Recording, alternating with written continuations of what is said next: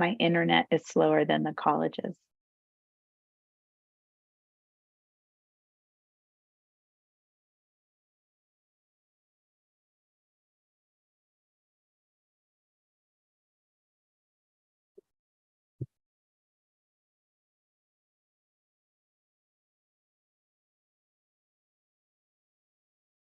Okay, we're good to go. Thank you. Thank you. Okay, well, let's go ahead and open up our board of directors meeting for January 10th. I'd like to read our COCC land acknowledgement. The purpose of our land acknowledgement is to acknowledge someone is to say, I see you. You are significant. The purpose of the land acknowledgement is to recognize and pay respect to the original inhabitants of a Pacific region. It is an opportunity to express gratitude and appreciation to those whose territory you and all of us exist in. COCC would like to acknowledge that the beautiful land of our campuses reside on are the original homelands of the Wasco and the Warm Springs people. They ceded this land to the U.S. government in a treaty of 1855. The Paiute people were forcibly moved to the Warm Springs Indian Reservation starting in 1879. It is also important to note that the Klamath Trail ran north through this region to the Great Celilo Falls trading grounds, and the Klamath tribes claim it as their own. Descendants of these original people are thriving members of our communities today. We acknowledge and thank the original stewards of this land. So with that, let's go on to a roll call, and I believe that's Jen. Yep, calling roll, Joe Krenowitz. Here. Laura Kraska-Cooper. Here. Alan Unger. Here. Aaron Mers. Here. Aaron Foot-Morgan. Here. Jim Porter. Here. Erica Scatbold. Lori Chesley. Here. Laura Bomey. Here. Michael Lalonde. Here. Alicia Moore. Here. Anne-Marie Hamlin. Here. Zach Boone. Here. Kathleen Knutson. Here. Heather McMeekin. Here. Kyle Matthews. Here. Paul Taylor. Here. Vaughn Breaks. Here. And Jen Kovitz. That ends the roll. Okay, thank you. So we do have the agenda in front of you. Is there any changes or adjustments that we need to make? Joe, can I suggest two, please? Sure. I'd like to add a resolution about a realtor for the Madras donation under new business. Okay. And I'd like to suggest that we move the strategic plan indicators to new business because I think we have to adopt them. It's not just informative. Okay, we will do that. Thank you very much, Laura. Okay, with that, agenda changes. We're at the point of the public comment. Do we have anyone present on our Zoom? We do not, and none was submitted in advance. There was, oh, none were presented. Okay, thank you. Okay, we're on to the consent agenda. We have our work session minutes as well as our regular meeting minutes of the board meetings on December 13th. Any corrections or comments? Hearing none, I would entertain a motion. I'll move to approve the consent agenda. Second. Okay, Laura made the motion, and I didn't catch the second. Who was that? Aaron Mers. Aaron, thank you very much, Mers. Aaron Mertz. Everyone in favor, please say aye. Aye. Aye. Any opposed? Any opposed? Okay, that's a unanimous vote. So we're on to information items, and folks are available to answer any questions regards to those items under section 7.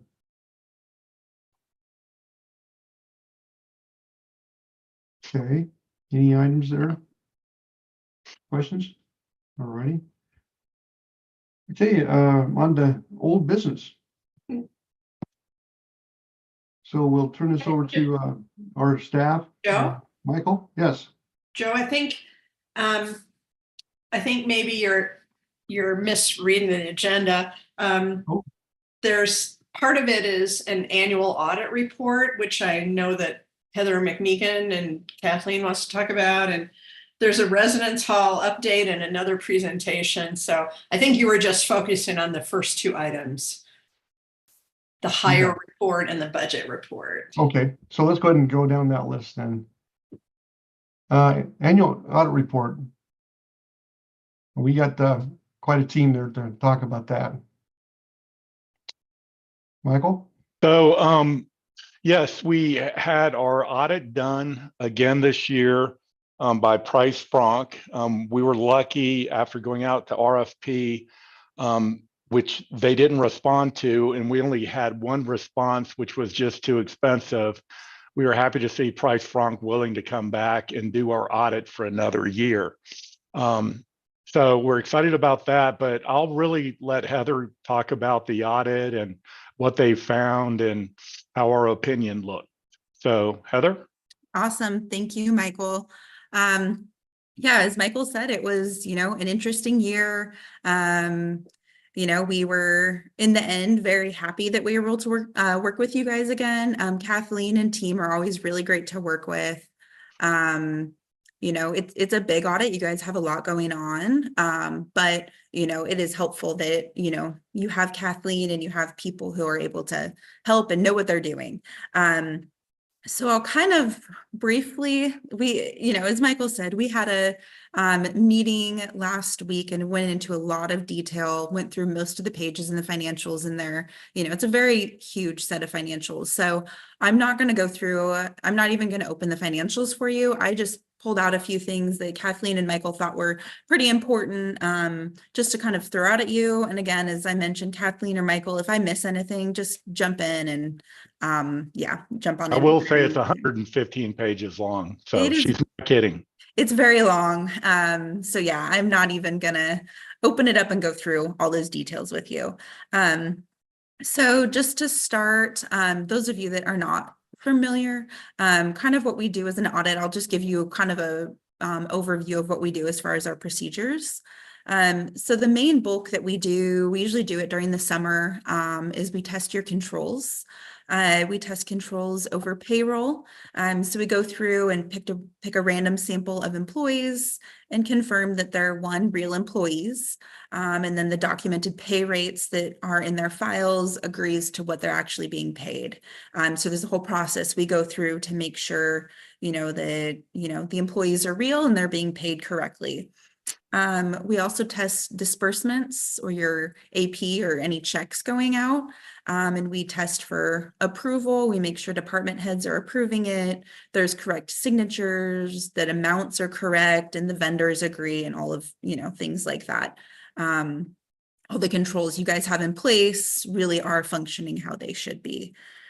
We do a walkthrough of bank reconciliations, journal entries, cash receipts, just to make sure that we have an understanding of how all of that works. We don't test those areas in as much detail as the payroll and disbursements, but we do a very detailed walkthrough just to make sure that's all functioning how it should.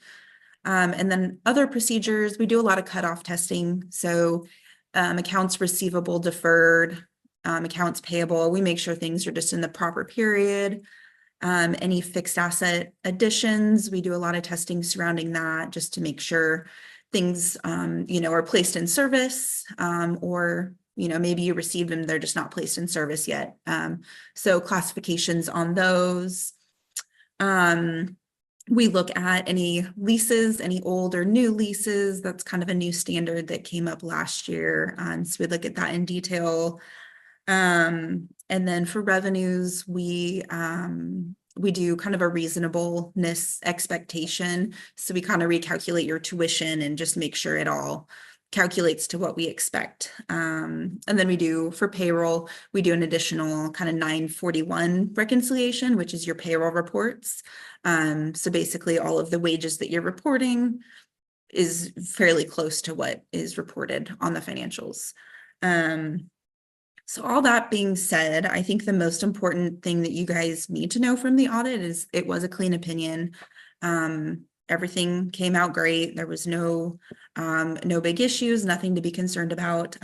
Clean opinion, you'll see that at the very front of the financials when you do open them. I know you guys should have the electronic copy, but you'll get the paper copies soon.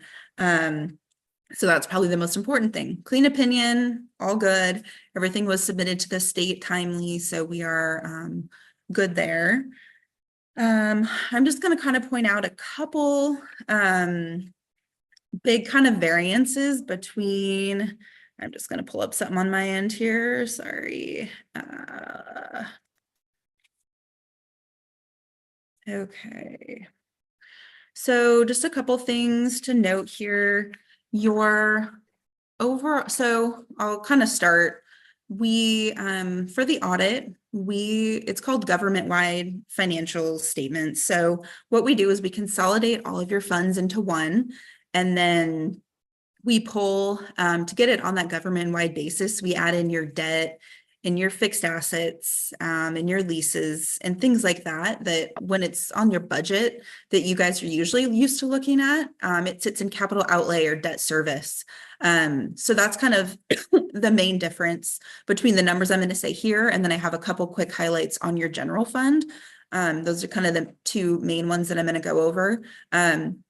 So just so you kind of know the difference, and you'll see that in the financials, but this isn't the way that you guys are used to looking at the financials on your internal budget. So just wanted to kind of point that out, the difference.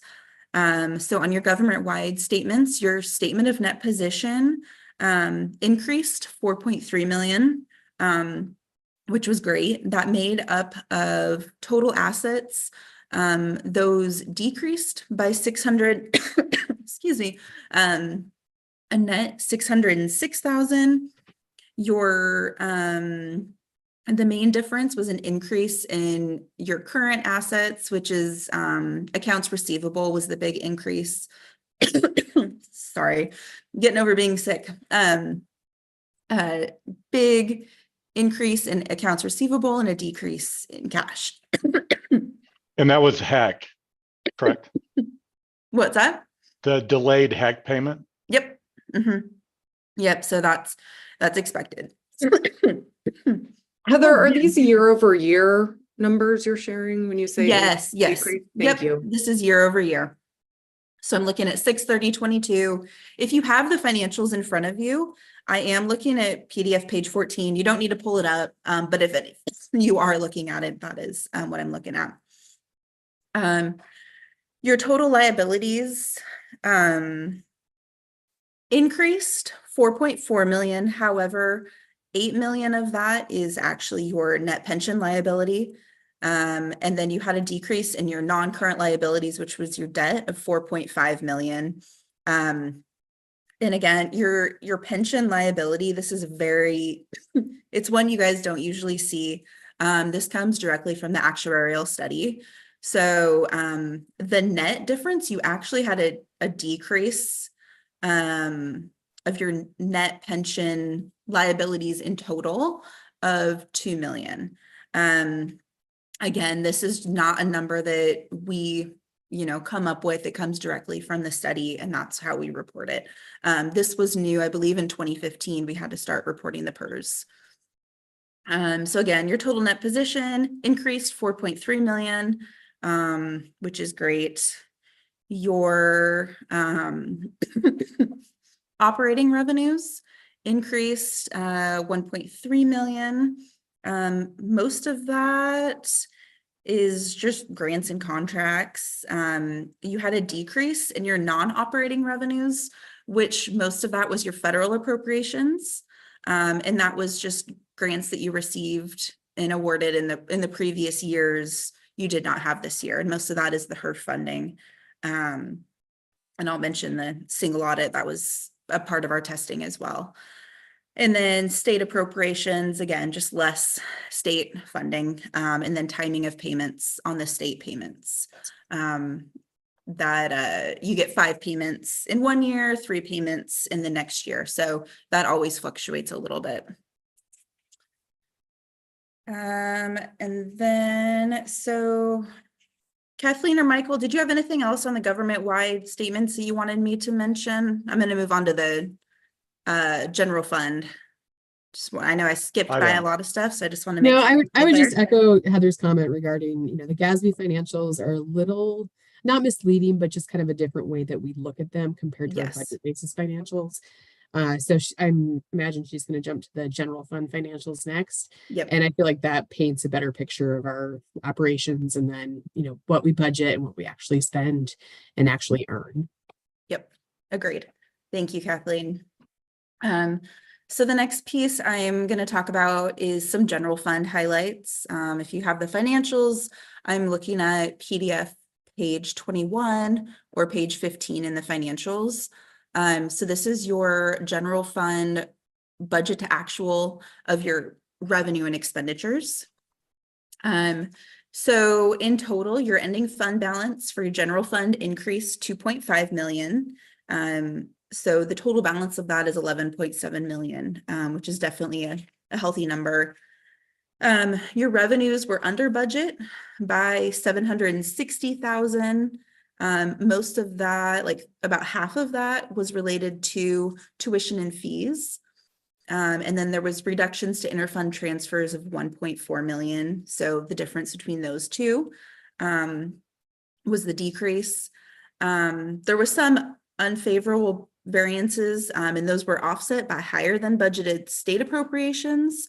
So your state appropriations were higher than budget by 529,000, your property taxes by 250,000, and your investment in earnings by 238,000.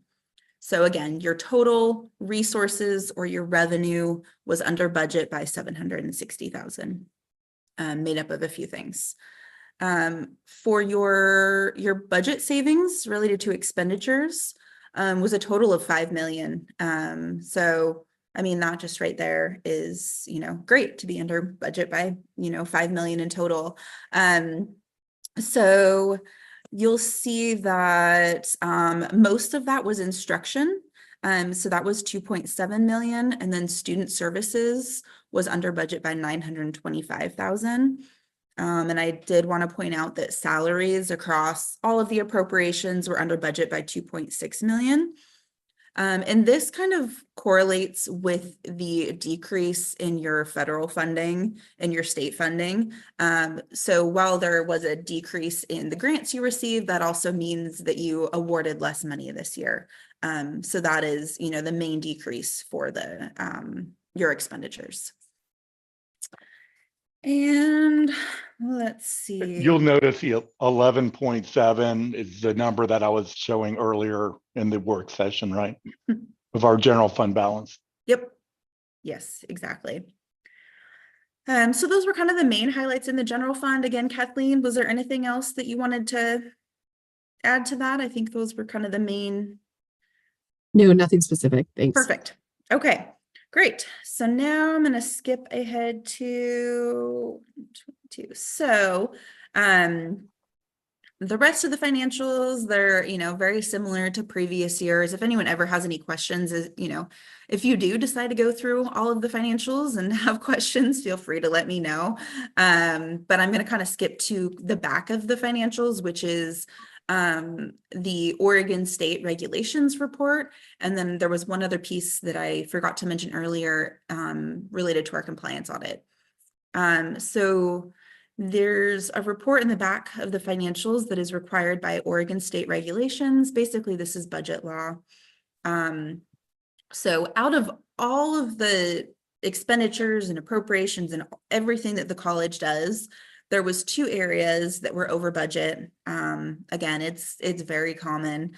Kathleen may, touch on this a little bit more with some more details, but your expenditures were over budget in both in the grants and contracts fund, and it was for local grants and for contracts. So it was just 2 areas. Again, this isn't like, yes, you are over budget and we do have to report it in this report. But other than that, there isn't really like crazy repercussions. If this is a public report, people could see it, great. But there is no there is no follow-up action or anything needed on your end as a result of these. Are you good on that, Kathleen, or? Oh, yeah, and I'll just reiterate what I mentioned to the Audit and Finance Committee. Overall, our grant appropriation was under budget or under appropriate. Yes. And so some of you might recall, typically in May or June, we do an appropriation review, and the result of that is often seeking additional appropriation for certain funds if we anticipate going over. And so we did do an additional appropriation, but I don't believe we included local grants or contracts. So those are the two areas that are over, and we'll keep a better eye on that next year. Yep, it is what it is at this point. So yeah. And, So- and it's also just related to grants. I always like to mention that, they're expenditure based typically. So if you are spending money, you are also being awarded money. Exactly. So the net impact to the college is pretty minimal. Yep, exactly. Great. Thank you, Kathleen. All right. So the last piece that I was going to mention is, so in addition to the other procedures I mentioned for the audit, we also do what is called we call it a compliance audit or a single audit. So we do it at the same time as our regular audit, but it is a completely separate report and procedures and all of those type of things. So the back of the financials is related to the compliance audit or the single audit. So same result as the regular audit, it was a clean opinion. We didn't run into any issues. Let me pull up one thing here. So the two programs that we tested was your student financial assistance cluster. So basically your financial aid, and then the education stabilization fund or your HERF funding. So those were the two programs that we tested for our compliance audit. And as part of that audit, we looked at eligibility, cash management, reporting, if there's any other special tests. We tested separate controls for those programs just to make sure that, the funds were being spent on the appropriate things, and then any other requirements were met. So that is some very detailed testing that we do. And there's, about 10 pages at the end of the financials that are specifically just related to that audit. A couple of reports, again, with a clean opinion. And then we talk about the major programs that I just mentioned. And then there's a list of, it's called a schedule of expenditures of federal awards. And that is all of the federal expenditures that have gone out during the year or that was spent during the year. So that's just kind of a summary of all of them. So yeah, I think that is most of what I had. Does anyone have any questions or anything that I missed that you wanted me to touch on?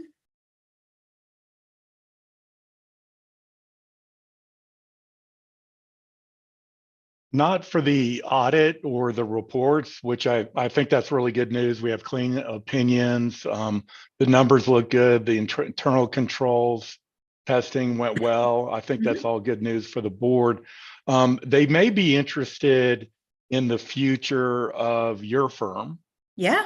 And what's going on there. So if you don't mind sharing. Oh, of course not.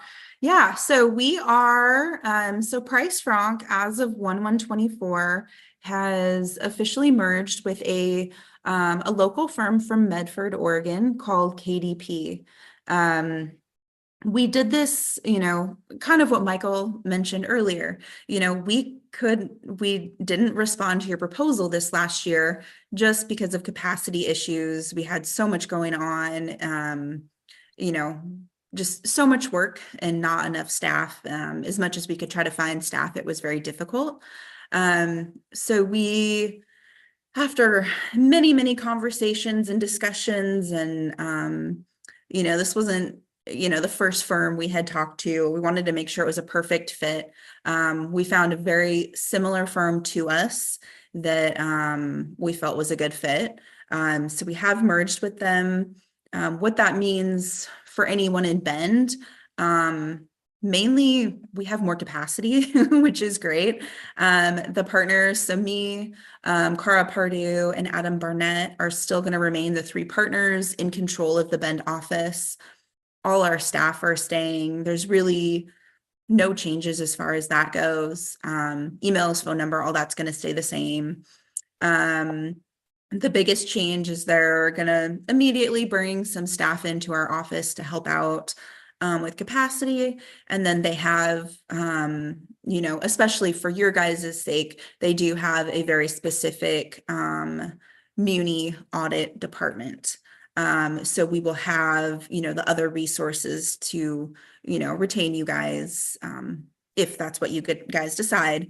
But just so you are aware of what is going on with our firm, we've been kind of announcing that to all of our clients the last couple weeks.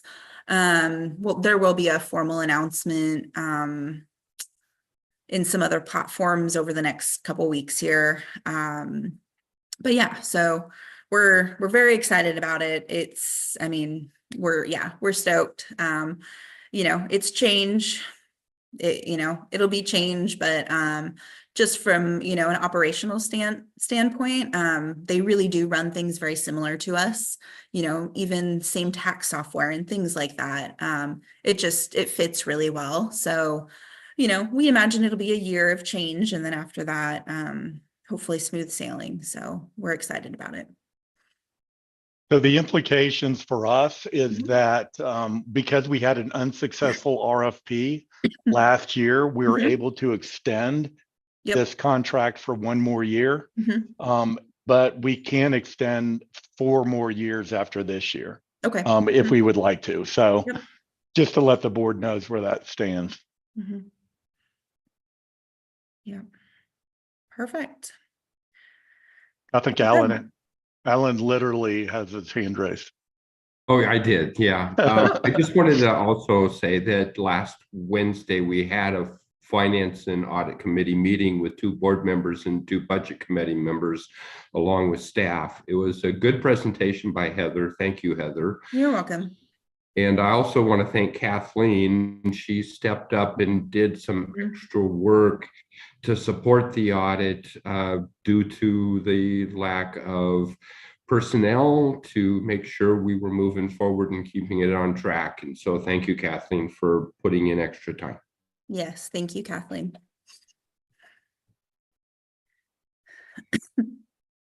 Welcome. I actually wanted to extend thanks to, well, my team in fiscal services. Yes, we were fairly short-staffed over the summer, which is when the bulk of the financial reporting and year-end close process happens. But additionally, HR and payroll, they do a ton of work behind the control testing for our employees. Financial aid and cashiering also do a lot of work to Mhm. help move the audit along. So thanks to those departments as well. Yep. So this, as Alan mentioned, there's 2 board members and 2 budget members on the committee. This is a condensed version that Heather gave on our board and our people present here tonight.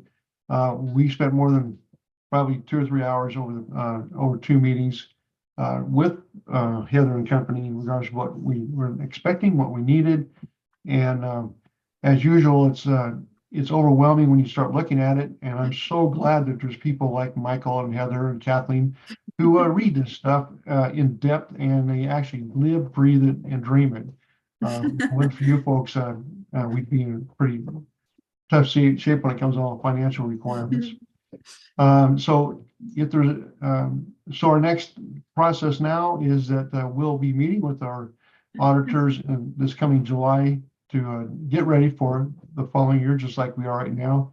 We'll give them directions of specific directions. If there's anything that we believe the board would like to look at, or have looked at, or reviewed, that will be done in July, and then we get to revisit it in January, like we are right now. Where we stand, the final audit, and as usual, COCC has had some great CFOs in the past, and we certainly appreciate all the additional things that Kathleen and Michael have brought on board, making it even more enhanced to meet our objective as being a successful, financially healthy community college. There's a lot of community colleges wish they were in our position. That's true. So with that, is there any other comments or questions? Okay, and I believe we do we have an action item to request the approval or acceptance of this audit report? Okay, I think that's typical. I'm not sure if it's typical for the college, but has that normally been done, Lori? I'm not seeing it as an action item, so I just want to clarify it. Laura, you're still muted. I think we have typically accepted it.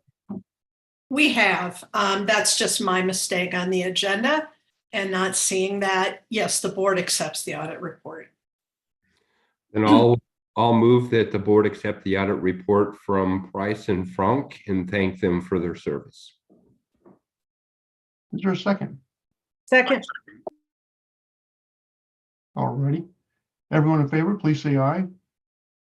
Aye. Raise your hand. Okay. Any opposed? Same sign. Okay.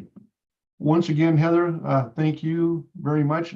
Certainly extend our appreciation to your staff and people that support you. And we look forward to continue our relationship going forward. Great. Thank you guys so much. I'll be talking to you soon. Okay, Heather. Thanks, Thank you. Thanks, Heather. Bye. Okay, now we get to go into the residence hall update. Alicia's got to be a lot more fun to listen to that. I did not say that, Joe. You did. Give me just a minute here. Okay. I want to have a conversation with the board about an update and a little bit of the history behind WikiUp Residence Hall, which is our primary residence hall on campus. Some of you know that when I was hired in the mid-90s, I started off as dorm mom in the lovely Juniper Hall at the very top of campus. I would not have said dorm mom at the time. I would have been appalled, but I fast forward, when you live with 118-year-olds, you learn to adapt and you learn to adapt your language. But what I wanted to start with is just a brief history.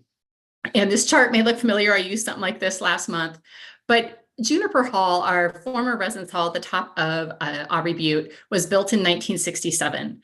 And in the mid-90s, about the time I was originally hired, the college recognized the need for improved student housing.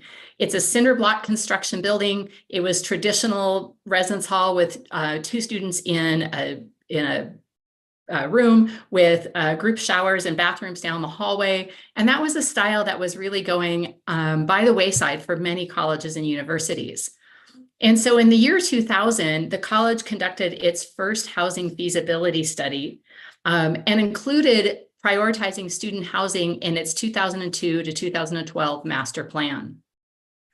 It then did another housing feasibility study in 2006 to determine whether or not that need was still there. And in all of these, it came forward that yes, there was definitely interest in traditional student housing. And I'm going to come back to that in just a moment. 2011, we did a third housing feasibility study, but took it to the next level at that point and developed a long-term financial model. And we did that not only in partnership with an outside agency who did our housing feasibility study, but we, my words, truth checked that with our counterparts at Oregon State University, with their director of housing and dining services, who'd been a longtime colleague. OSU obviously had a presence on our campus and tremendous resource for us. Based on that financial model, we made the decision to move forward with constructing WikiUp Hall, and that opened in 2015. In 2020, we shifted our financial model, and I'll talk with you about that in just a moment. And starting in the 2020 to 21 academic year, WikiUp Hall started generating a profit. And there's lots of reasons for that. We're going to share that in just one moment. But that gives you the many year history of student housing at COCC. And the one thing I would add on top of that is back in the 60s and 70s when housing was built, it was predominantly built for our in-district residents, especially those coming from Madras, Prineville, Redmond, and other areas. And it was pretty unique for community colleges to have student housing. Even today, across the country in the United States, there's about 2,400 community colleges, and only about 350 of us have on-campus student housing. So it's still a small number compared to our university counterparts. And I should add, jump in anytime you have a question. I can't see everybody, so just unmute yourself, and I'm happy to answer those as we go. So the housing model that we came up with focused on these kind of areas. I actually did a road trip to the states of Tennessee and Texas to review a variety of housing models. And we chose those states because the South and the Southeast is very strong in contracting out, for its colleges and universities will contract out to private student housing providers. And that's what we had done when I had first started with COCC. I actually worked for a private student company, housing company that managed our on-site residence hall. And there was some interest in exploring that, if that should be our next phase or not. While we did that exploration, we also explored, should we be looking at traditional student housing models, apartment style housing, family housing? What are the different variances that might be out there? And between that and our housing feasibility studies, we really saw a strong demand for traditional age students, and in particular, out of district students. And this coincides with a time when the college adopted a more conservative out of district housing or tuition policy. And by charging out of district students or out of state students a higher tuition rate, we're then able to keep our in-district tuition rate lower. However, one of the comments we heard from many of our out of district and out of area students was housing was too challenging to find and they wanted to live on campus. So that was one piece that really helped us focus on more of a traditional age student housing model as opposed to family housing, apartment style housing, or whatever the case, whatever the other options might be. We also choose, looking at the third bullet down, chose to bring housing operations back in-house. And the reason we did that is really complex, but predominantly focused on one, it's our name on the door. We knew we had space allocated in our campus through our master plan for student housing. And even if we contracted out housing to an outside provider, we knew that if there were issues that came up with housing, it's really our name that would be in the papers or talking with parents, whatever the case might be. It's not as if it was housing off campus that gave preference to COCC students. So we chose to self-fund it and self-manage student housing. And then the traditional residence hall design or focusing on traditional age students really aligned with our institutional goals at the time of recruiting more students from out of the area. And it aligned with increasing student need for a more contemporary approach to student housing, getting out of those group bathrooms down the hallway, more into suite style setup that we see today. So that's the housing model we chose. At the time, we looked at a financing model that is very different than what we have today. And we'll talk more about this later in the presentation. But we chose to say that student housing at the time should be self-sustaining. So whatever we would charge in room and board rates or room rates would not only cover the bond payments and all operational expenses, it would also contribute towards any peripheral additions. So expanding Mazama gym hours, expanding our library hours, expanding whatever support services might help students who are on our campus 24/7. We chose to intentionally charge market rate room and board rates and not provide a discounted housing rate because we needed to meet those payments in bullet number 1. And with that, current day operations brings us about a $2.2 million annual budget. And that covers all things salary, expenses, operational expenses, utilities, bond payments, you name it. At the same time, we did a 30-year financial model. And Laura, Joe might have been here at the time. Remember that we did a 30-year look ahead and we built in specific assumptions around occupancy, increases to room and board rates, increases to operational expenses. It also included returning funds to the institution over that time frame for anything that the institution might have to subsidize housing during that time frame. And depending on a couple of the different levers we put into that financial model, it showed that it would start generating a revenue for the institution in 14 to 30 years. And at the time, that was one of the primary drivers as the college was looking for alternative revenue streams, whether through is the development of the Outcrop subdivision that we're working on now, the apartments that are being built right now, residence hall as a source of revenue for the institution. And so that not only self-sustaining model, but generating alternative revenue streams for the institution was a big piece of the budget challenges or the budget structure we put in place. You can see the construction cost that's listed at the bottom. In Oregon, you can't use property tax dollars. So you can't go out for a bond measure for residence hall, gym, recreation facilities, and student unions. And so we knew that we needed to fund this internally. And so that our option available to us is a full faith and credit obligation bond. And so we're able to go out for that bond, and that bond funded the construction cost. It does not fund the operational expenses. What's interesting about this model that we set up, it also meant that anytime facilities came in and did work on the building, or IT came in and helped provide a support, or whatever the case might be, those departments charged student housing and they sent us a monthly bill and we would pay that back to those departments. So as an example, literally to change a light bulb that was out of reach of one of the housing staff on a small ladder would be between $75 to $100 every single time that had to happen. And so the drain on the housing budget was pretty substantial when you have those types of expenses occurred.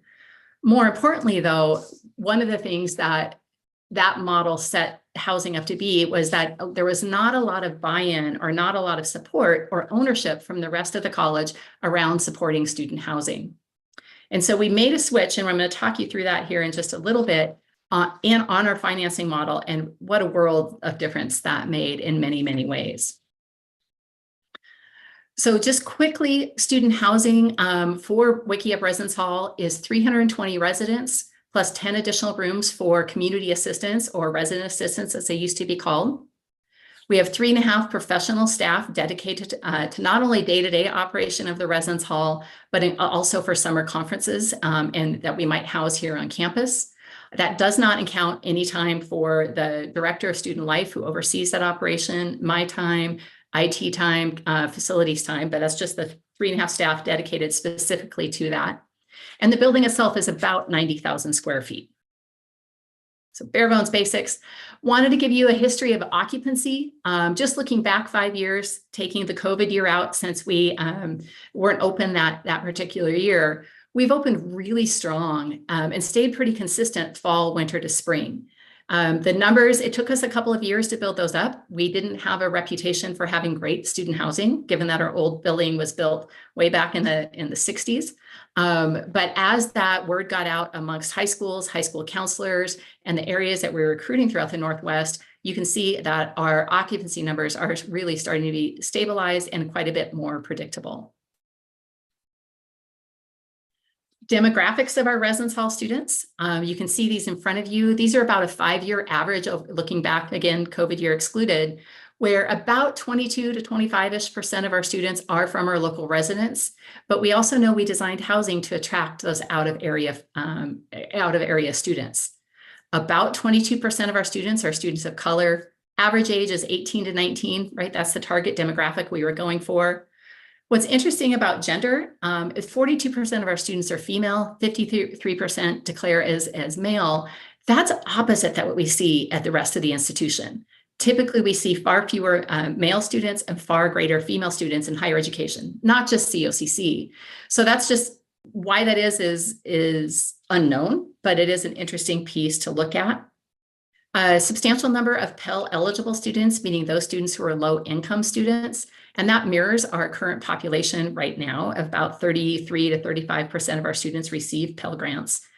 And then Oregon Promise is a last dollar in tuition program that the state has for Oregon's community colleges. And 37% of our students enjoy that opportunity as a residence hall student. Finally, student success rates, before we jump to how do things look now. These student success rates that you see are pretty standard that we see across the student housing world in the United States. The comparator population, we did narrow that down to look at just certificate and degree seeking students, 8 or more credits, ages 18 to 24. And we use that as a comparator population because you do have to be pursuing a certificate or degree to live in WikiUp Hall. You need to register in at least 11 or 12 credits and complete 8 each quarter before you have some other requirements put into place. And it is targeted towards that traditional age demographic. So first term retention is actually higher, although course completion rates are lower. And that's not unusual for residence hall students, right? Especially in the community college world, we often see that first term students struggle with figuring out that life balance, college balance type of thing. And so it's not unusual to see that differentiation. So that's how we got here and who we are. But the piece that's changed in the last couple of years is predominantly along the budget lines. First, we recognize that the budget model, that self-op, self-sustaining model that we put into place wasn't realistic and did not align with how we supported other institutional entities. So even with culinary as an example, back when culinary was first built, culinary was, my words, given a building, and then they were charged to be self-sustaining. Wiki Up Hall, on the other hand, had to pay for its mortgage essentially, or its bond payment on the building, and it had to be self-sustaining. As culinary struggled with that, and as Wiki Up Hall, you'll see, met its financial model, it wasn't returning the funds to the institution. So we wanted to pull that back in-house. And so instead of IT, campus services, and others charging us every time they worked in the building, they treat student housing just like they do when they come and help out in Health Careers building, or they help out in fiscal services, or whatever the case might be. The two biggest things we did, though, was that we brought student Wi-Fi and tech support in-house. Our former chief information officer really believed in that we needed to contract out for that because students would need 24/7 support. And what we found is students were really needing support from about 7 a.m. to 6 p.m. There's occasionally some midnight calls, there's occasionally some 2 a.m. calls, but that contracting out was well over $225,000 a year. That's a substantial drain on the student housing budget. And Laura's team just did a fantastic job in a very short order in not only helping us put in the infrastructure in play, but also creating supports without any additional cost to the IT budgets. And they're able to not only put in support for Wiki Up Hall, but they're able to create a student technology help desk as well. So bringing that Wi-Fi student support in-house was just fantastic. And I have this quote that I have from one of her former staff who said, "I don't know why we ever contracted out. We can provide much better service." And truly, they really, really have. So many thanks to Laura and the IT folks for all the great work they do to support student housing. The other piece that happened, as Dave Dona was our CFO, before his last year, he refinanced our bond. And that saved us about, if I remember correctly, about $150,000 a year in bond payments, right? Just with the interest rate changes. So those three things combined, bottom line, room rates cover all of our operational expenses, including the bond payment. And Wiki Up Hall is now operating at positive cash flow, not 14 years from now, like we originally predicted, but starting with last year, it was about $270,000, if I remember. And this immediate past fiscal year was just shy of $500,000 revenue generated to bring back to the college. Which for me, what that means, I'm giving away the next slide. Hold that thought. So some budget highlights for you. This shows the last couple of years, ending with the last fiscal year. You can see where the transfers in to support student housing range from about $100,000 to about $300,000.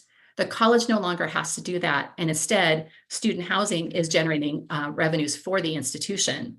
And the source of those transfers, to be fair, really came from prior residence hall room rates from Juniper Hall, our former residence hall, as well as from a capital fund that we had for Juniper Hall when we originally thought we could remodel that space, as well as from food service funds. So those are all revenues that were generated by former room and board rates and by our students. And then, of course, during the COVID year, our HEERF, which is a Higher Education COVID Relief Act, that's where the predominant amount of those funds came from. So when you look at that, within 2 to 3 years, a little bit into next year, or actually, a little bit into this fiscal year, we will be able to pay back the institution for all of those transfers you see in that column right there. So pretty happy about that. So ultimately, as we wrap this up, just some thoughts on this. It is a pretty time-intensive, lengthy process for the college to get to the place to make the decision about expanding student housing. And there's a lot of times we had conversations of whether we should do that. Does that meet our mission? Is that the population we want to serve? How do we tie that to our institutional larger goals? But when it came down to its goals of providing alternative revenue streams for the college, better serving our out-of-area students, and keeping tuition low for our in-district students, it met the goals that it originally set out to be, and has really been a strong presence at our college. And this shift in recent years, there is tremendous ownership and tremendous support from faculty and staff from out the college. So I'm very grateful for everybody who's contributed to that. So that was the last 50 plus years of history. And I'm happy to answer any questions anybody might have. Awesome, Alicia. Thank you so much. That provided so much context. I have 2 questions. The first one, what do you attribute attrition to? Is it different than kind of typical, the term to term residence hall attrition? Is it different than kind of the general student population attrition? And I guess with that, like, is it students typically like leaving the college? Is that why they're moving out of the residence halls, or is there a different reason? Secondly, I wonder if it's ever been discussed. You said we're charging market rate, which makes good sense. And I totally understand a revenue stream. And I wonder now that we're turning a profit, might we consider charging under market rate to address the housing issues in our region? Thanks. That's my question too. Thanks for asking, Erin. Yeah, great questions. So the attrition rate mirrors what a student housing programs see nationally. You usually start around mid to high 90s, at least in more contemporary housing models, and you get down into the mid 70s. We're not off out of sync with anybody in that sense. The last time we looked, it's been a couple of years, right before COVID. The folks who tend to leave housing, about 60% of them stay at COCC and about 40% move on. So it's a mixture, and it is pretty close to what we see with their comparator populations of other, especially non-resident students, right? What we anecdotally hear to go with that data is students think, I want to go away, but I want to still stay small and a community college is where I want to be. And then they realize, wow, I wasn't really ready to make that big of a jump of moving out of my home area. So that is not surprising, and we're right on par with our counterparts. The other question in terms of charging market rates, when we talk about market rates, it's really comparison to how are other college and universities charging tuition and rate, charging room and board rates.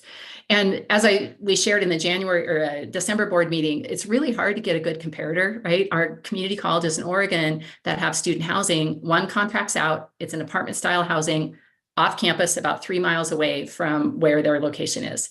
The other 2 subsidize housing for their student athletes. And so they have tremendously, substantially lower rates, but they know they draw athletes in from out of the area. So whether or not we decide to charge a lesser rate, that's one of the reasons we brought you a smaller rate in the December meeting. Historically, we've done between 3 to 4%, and the December meeting was about 1.5%.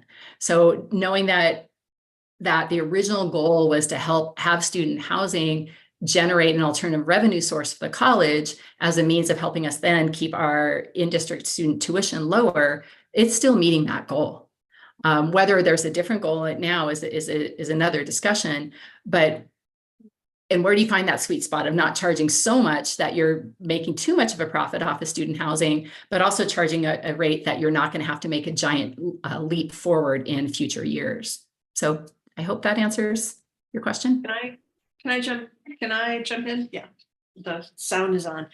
One of the reasons we also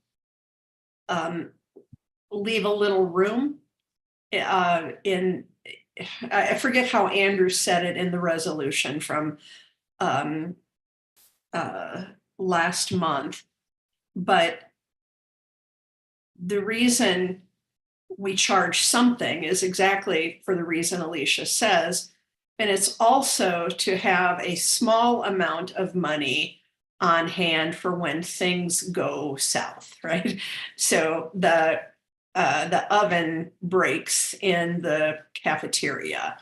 The roof needs to be replaced. So it's keeping a small, I don't think they're really major kinds of issues. Maybe I'm wrong, but those things that can go wrong that we then have money to pay for to correct fairly quickly. Right. Very quickly, depending on what it is. Yeah, that makes good I didn't sense. say Of that course. very elegantly, sorry. No, I recall that. And of course, those costs will tend to increase as the building ages. So yeah, makes sense. And it is important to note that this building is the largest building we have of any of our buildings on campus. It's roughly equivalent to health careers and science combined into one facility. So when that roof does need to be replaced or any other internal infrastructure systems need attention, it's exponentially higher than what we'd see with any other building.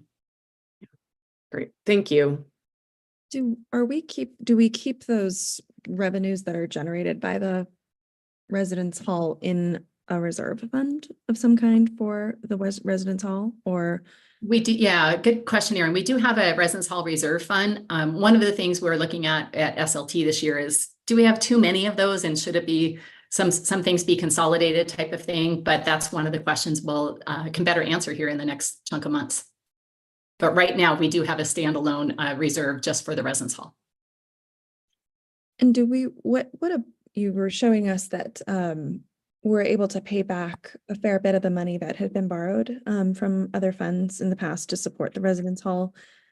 Do you have a sense of how much per year we might be generating from the residence hall for that reserve fund, or to come back to the college going forward, covering costs and also having a little leftover, what that leftover might be? Yeah, so the last 2 years, 2 fiscal years prior, it was about 320,000, if I remember. And then this last year was just shy of 500,000.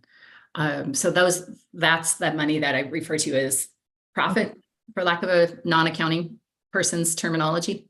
Mm-hmm. Gotcha. Thank you. Laura, you actually have requested this report last year and then this year. Is there something you would want clarification on, or question you might have, or comment? No, I think that this did what I hoped for. So thank you, Alicia. I really wanted, number one, I kind of wanted to know that our trend was still going well, because for those who are new on the board, we had a real challenge the first couple of years in filling the residence hall, and we were very worried about the finances. But we embarked upon a very aggressive marketing campaign, and as Alicia alluded to, we did some things to fix the financing. I take the we as though the board's taking credit, but it was really Alicia and other folks at the college who did it. So let me stop using the royal we. But the net effect of it was that I think we've got a residence hall that's been quite successful, and I wanted to have that background there, and I want us never to lose sight of the fact that it could very easily become a noose around our neck again, which is why I think that Alicia's comment about keeping us close to market rate is kind of important, because you get 1 year of 70% occupancy and you are in a whole lot of trouble, and it's dire, right? And then that siphons money right off of the college's core mission. So anyway, I thought that it would be really important for the whole board to kind of hear the history, know how this came to be, and know where we are now, because I think it'll inform our discussions and decisions about it in the future. It's a big component of our operations and our budget. Mm-hmm. Alicia, do you know what the break-even percentage is for occupancy for that? You know, that's a great question. I haven't looked at that, but it's easy enough to figure out. Okay. I don't need it tonight. Don't need it tonight. Yeah. I was just wondering. This is Joe. When we had this project started, it was a standalone, as if it was its own entity, you know, profits and losses and charges. And I can appreciate the fact of $100 bill just to say yes, IT will solve the problem if it's 15 minutes, and then a quarterly charge after that. I like the idea, but I understand why we had to bring it in, why we brought it in-house. There was quite a big savings, and I'm pretty sure that we can, if we ever wanted to know, you know, truly the details of the revenue, less expenses, you know, that you could pull it out and say, well, IT did put in 1,700 hours, or plumbing and infrastructure costs were this many hours and this many dollars, or whatever the case may be. In regards to the reserve funds, I understand, you know, I can appreciate that you may have 100 different reserve funds for specific asset. But I really, if you decide to consolidate that, I have a little bit of concern about that, because as boards change and certainly as staff changes over decades, that some of that money gets lost or gets folded into another account. And I would like to really encourage, when you decide to look at the reserve funds, and if we need to cut it back, or would like to cut it back, that those are considerations are that we do track somehow what that dollar amount is. If you have 17 reserves and you put it in one account, that someone's tracking it, off the side somewhere along the line. But my Yeah. concern is that we got to make sure that we do track it and going forward. Michael, I'm going to ask you to talk a little bit about the funds that you're looking at moving into the general fund or consolidating, because what we have in our non-general funds, and those are what our reserve funds are, we have some things that should have just been general fund from the beginning. And, I think, correct my language, Michael, if you don't think it's quite right, but we sort of got a little happy, a little non-general fund happy, and everybody wanted one because it's going to roll over from year to year, and they were just activities and for things that weren't things like reserves, and were clearly general fund kinds of projects. So Michael, you please elaborate and say that more elegantly than I did. Yeah, today I gave two examples: the adult basic education that should be rolled over into the general fund. And, we've talked to Cindy about it, and it makes sense for us to do that. The other one was a summer tuition fund. That was about $3 million. That should have been in the general fund. So I think that was approved to move over in the budgeting process last year. Correct me if I'm wrong, Kathleen. And then there's just a whole lot of work that Kathleen and I have to do, going through all of the fund balances and making sure that if there is a reason for it, that we keep it. But if there's no reason for it and it's just sitting there and not utilized, then I would like to consolidate those funds into the general fund. I think when we looked at all the funds the other day, Alicia, was it 320?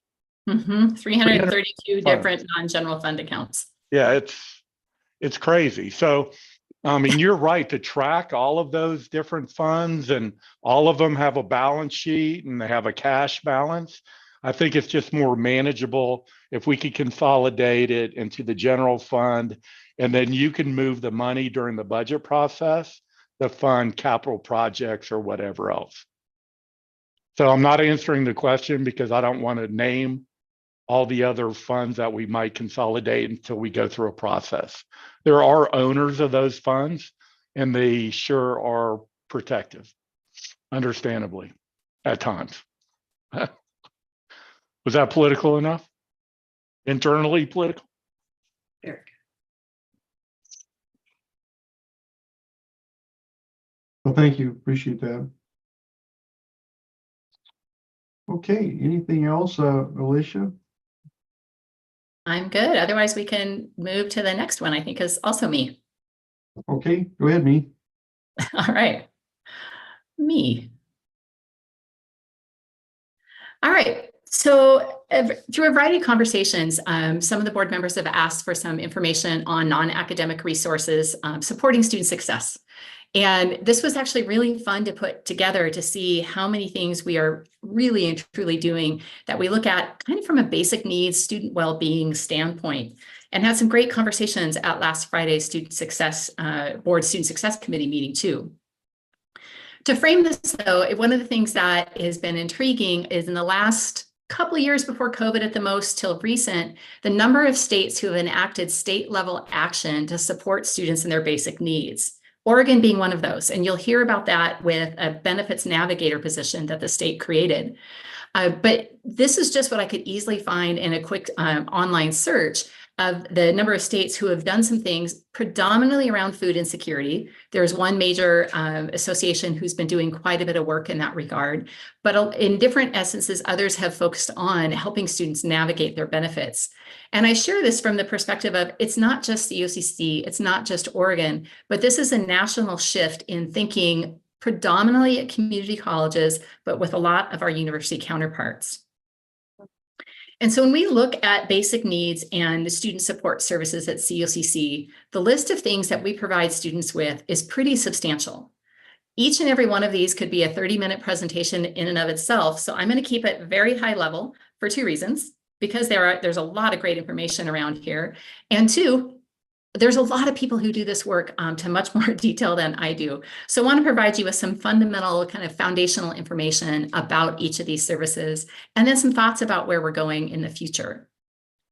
So first, with our student food bank, it's coordinated by our student government, the Associated Students of Central Oregon Community College, but we don't do it just in and of ourselves. They started small, has grown over about the last 10 years or so, and most recently have formed a very strong partnership with Neighbor Impact to help bring substantial, literally pounds of food to our 4 college campuses. We have also received grants from Central Oregon Health Council, who recently gave us a 5-year grant for a substantial amount, and First Story, which is an affordable housing board in the area that provides smaller level awards to various nonprofits. It's about $4,500 worth of, I say to operate, but it's really $4,500 worth of food that is purchased through via student government funds, Neighbor Impact contributions, through our grants, and about 1,900 pounds of food per month that's distributed again across all 4 of our campuses. You can see the average number of students and families served, right? And it's growing substantially. In spring term, about 200 students and about 500 of their family members were served per month. This is all averaged out.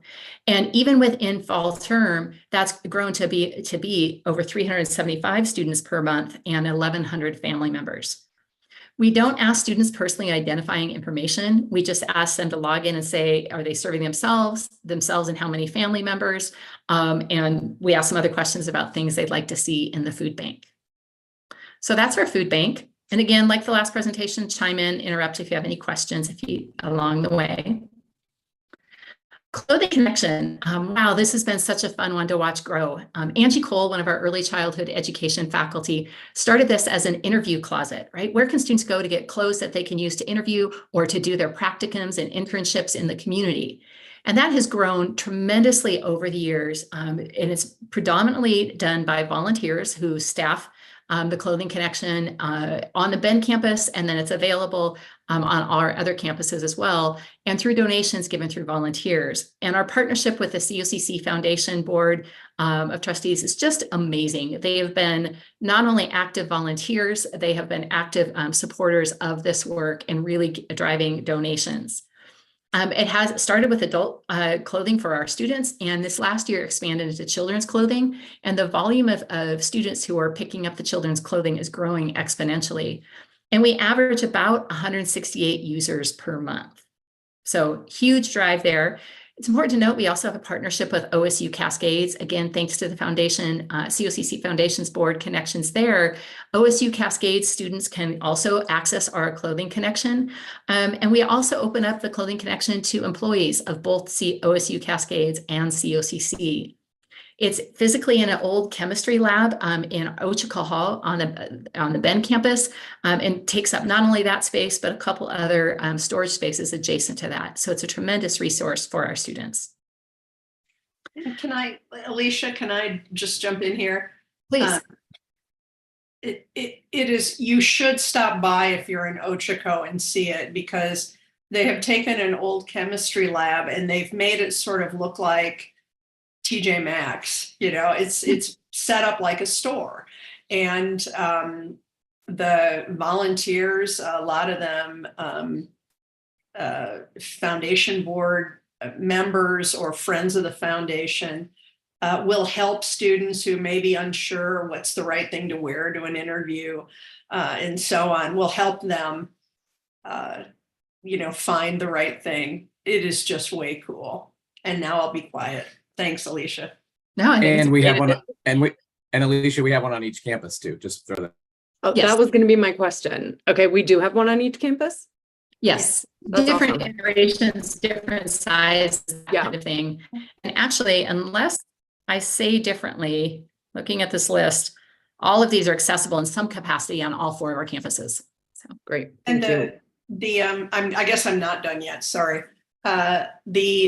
Obviously the Clothing Connection on the Bend campus is the biggest one. They will send clothing if students at other sites are requesting it. Like I'm a size this and I need something like this. They will send items to the other campuses, kind of like Stitch Fix, if you know that service. Way cool. And now I'll be quiet, Alicia, sorry. apparently Lori is pretty excited about clothes. And the Clothing Connection. Yeah. You know, one thing I will also add, I think we're all excited about it, is to watch how much it's grown in these years, is they've really taken on the last 2 years a strong sustainability focus.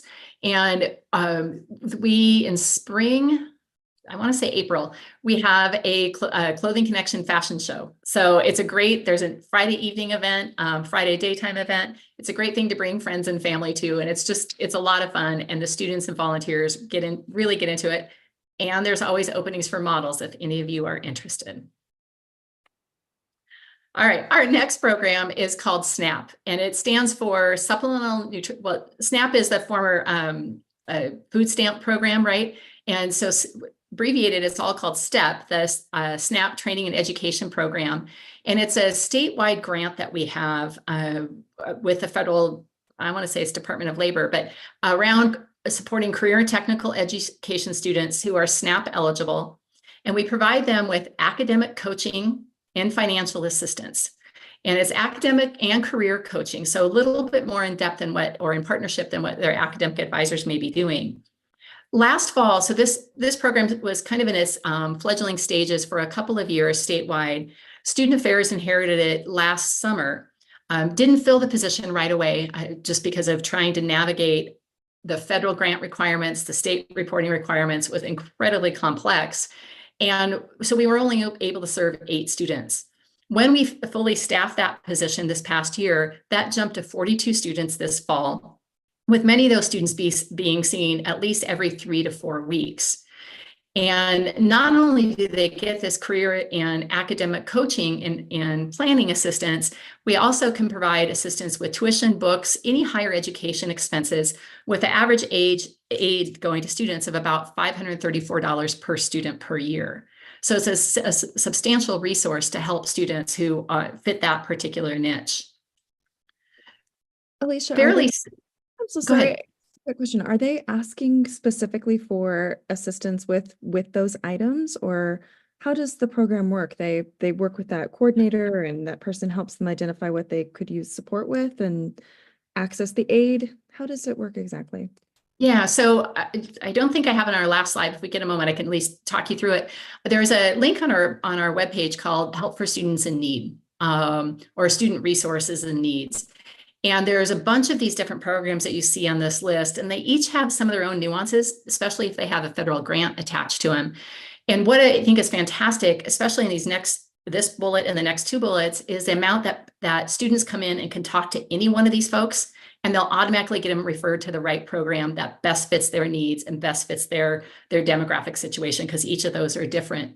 And so, for example, our STEP coordinator, who's a COCC employee, will often meet with transfer students who are not SNAP eligible, but still have need, and she knows where to refer them. And so these folks work very closely together, and that is an insight to a future hope too. So I'll share that with you when we look at our future plans.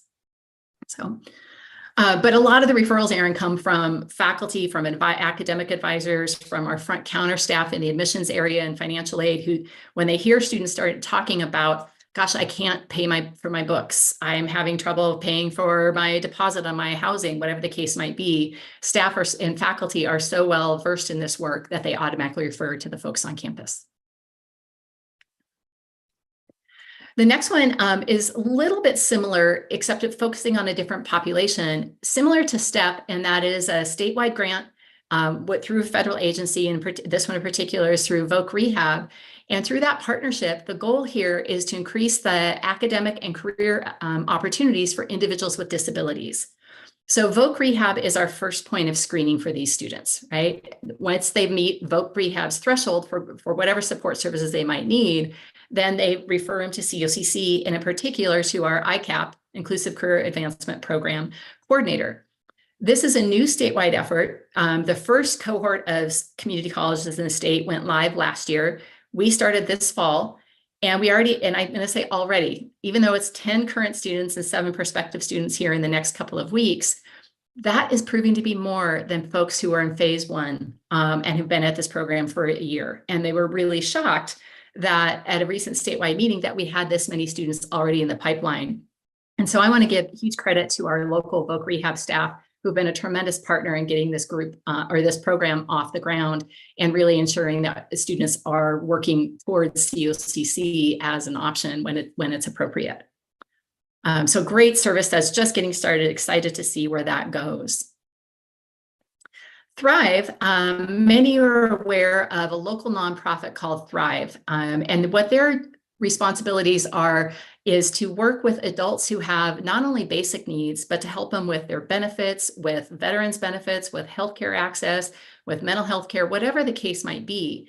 And what's fantastic about Thrive is their service region mirrors our college district. So they have Thrive navigators all throughout the district, both in person and of course, remote. And we started this partnership with Thrive at about 20 hours per week, a couple of years, about a year and a half-ish right before COVID started. In the midst of COVID, the legislature passed this House bill to fund a benefits navigator at all of Oregon's community colleges. And what was fantastic for us is we had already contracted with Thrive for these supports, and we're able to use those dollars then to offset our previously contracted rates. Some of you may have heard with Thrive because they have a partner with Deschutes County Courthouse. There are partners with Deschutes County Library and a couple of the other different smaller systems throughout Central Oregon as a means of helping students adults 18 and older with basic needs and other supports. Currently, right now, they're operating about 10 to 20 students per month. I couldn't do an average because the extremes were so on either end of it. And again, just like with our STEP program, many of those students are talking with our Thrive coordinator at least 3 and 4 times a term. Most of the concerns are around student housing, especially federal aid, because one of the things Thrive does is work with the various nonprofits and federal agencies to ensure that people have full access to their benefits. And that HUD, Federal Housing Agency, is an incredibly complex organization. And so Thrive across their region sees most of their needs, or a lot of their needs, around housing, but they also provide support in all of these different areas. Outside of COCC, they provide support towards clothing, towards food bank, and that sort of thing. But as you heard earlier, we already have tremendous resources there. So they tend to punt those students to those different resources and don't count in that 10 to 20 students that they're actively engaged in finding successes with housing, with employment, with other types of benefits. So many thank you to our partners in Thrive. We had talked originally, a lot of our Oregon counterparts have a position that's already on their college's campus who does that work, and it's self-operated, for lack of a better word. And we chose not to do that route when we have folks who are specialists already at this work in the community, and instead wanted to partner with those who are the experts and already have the system set up and processes set up to help with this. Alicia, can I just chime in here? We funded this through KAI's funding, which is a foundation fund. And Aaron, you are on that committee, Aaron Merce, this year. And this was something we funded initially as a pilot through those foundation funds. And then we're very happy to have the state come in and fund it for us. But I just wanted to note that this was something we were trying even before, the state came forward. And it's the kinds of things, Aaron, that can be considered with that KAI's funding. Yeah, many thanks. Just like with the Clothing Connection, the Foundations Board has been really just an amazing supporter of all this work, and sometimes helping us initiate it, sometimes helping us find the funds for it. So many thanks to all of them. The next one is an interesting partnership, and you'll see what I mean in just a minute. But when Cascades East Transit first started in Central Oregon, they came to the college and said, gosh, we'd be really interested in partnering with you to give your employees a discounted bus pass in order to reduce the carbon footprint of community campus. We said, that's fantastic. What do you think about extending that to students? And what do you think about extending that so we have routes that are on the Bend campus and close to the Redmond campus? And Cascades East Transit was just right on board with us from the very, very beginning. And so when they were still charging for bus routes, we were able, thank you to funding from student government, a little bit of funding from the college, we were able to provide subsidized bus passes for Bend area routes at $10 a month out of pocket to the students, normally $30, I think, if I remember correctly at the time. And throughout this Cascades East Transit Central Oregon route, normally $100 a month, we were able to give those to students for $50 a month.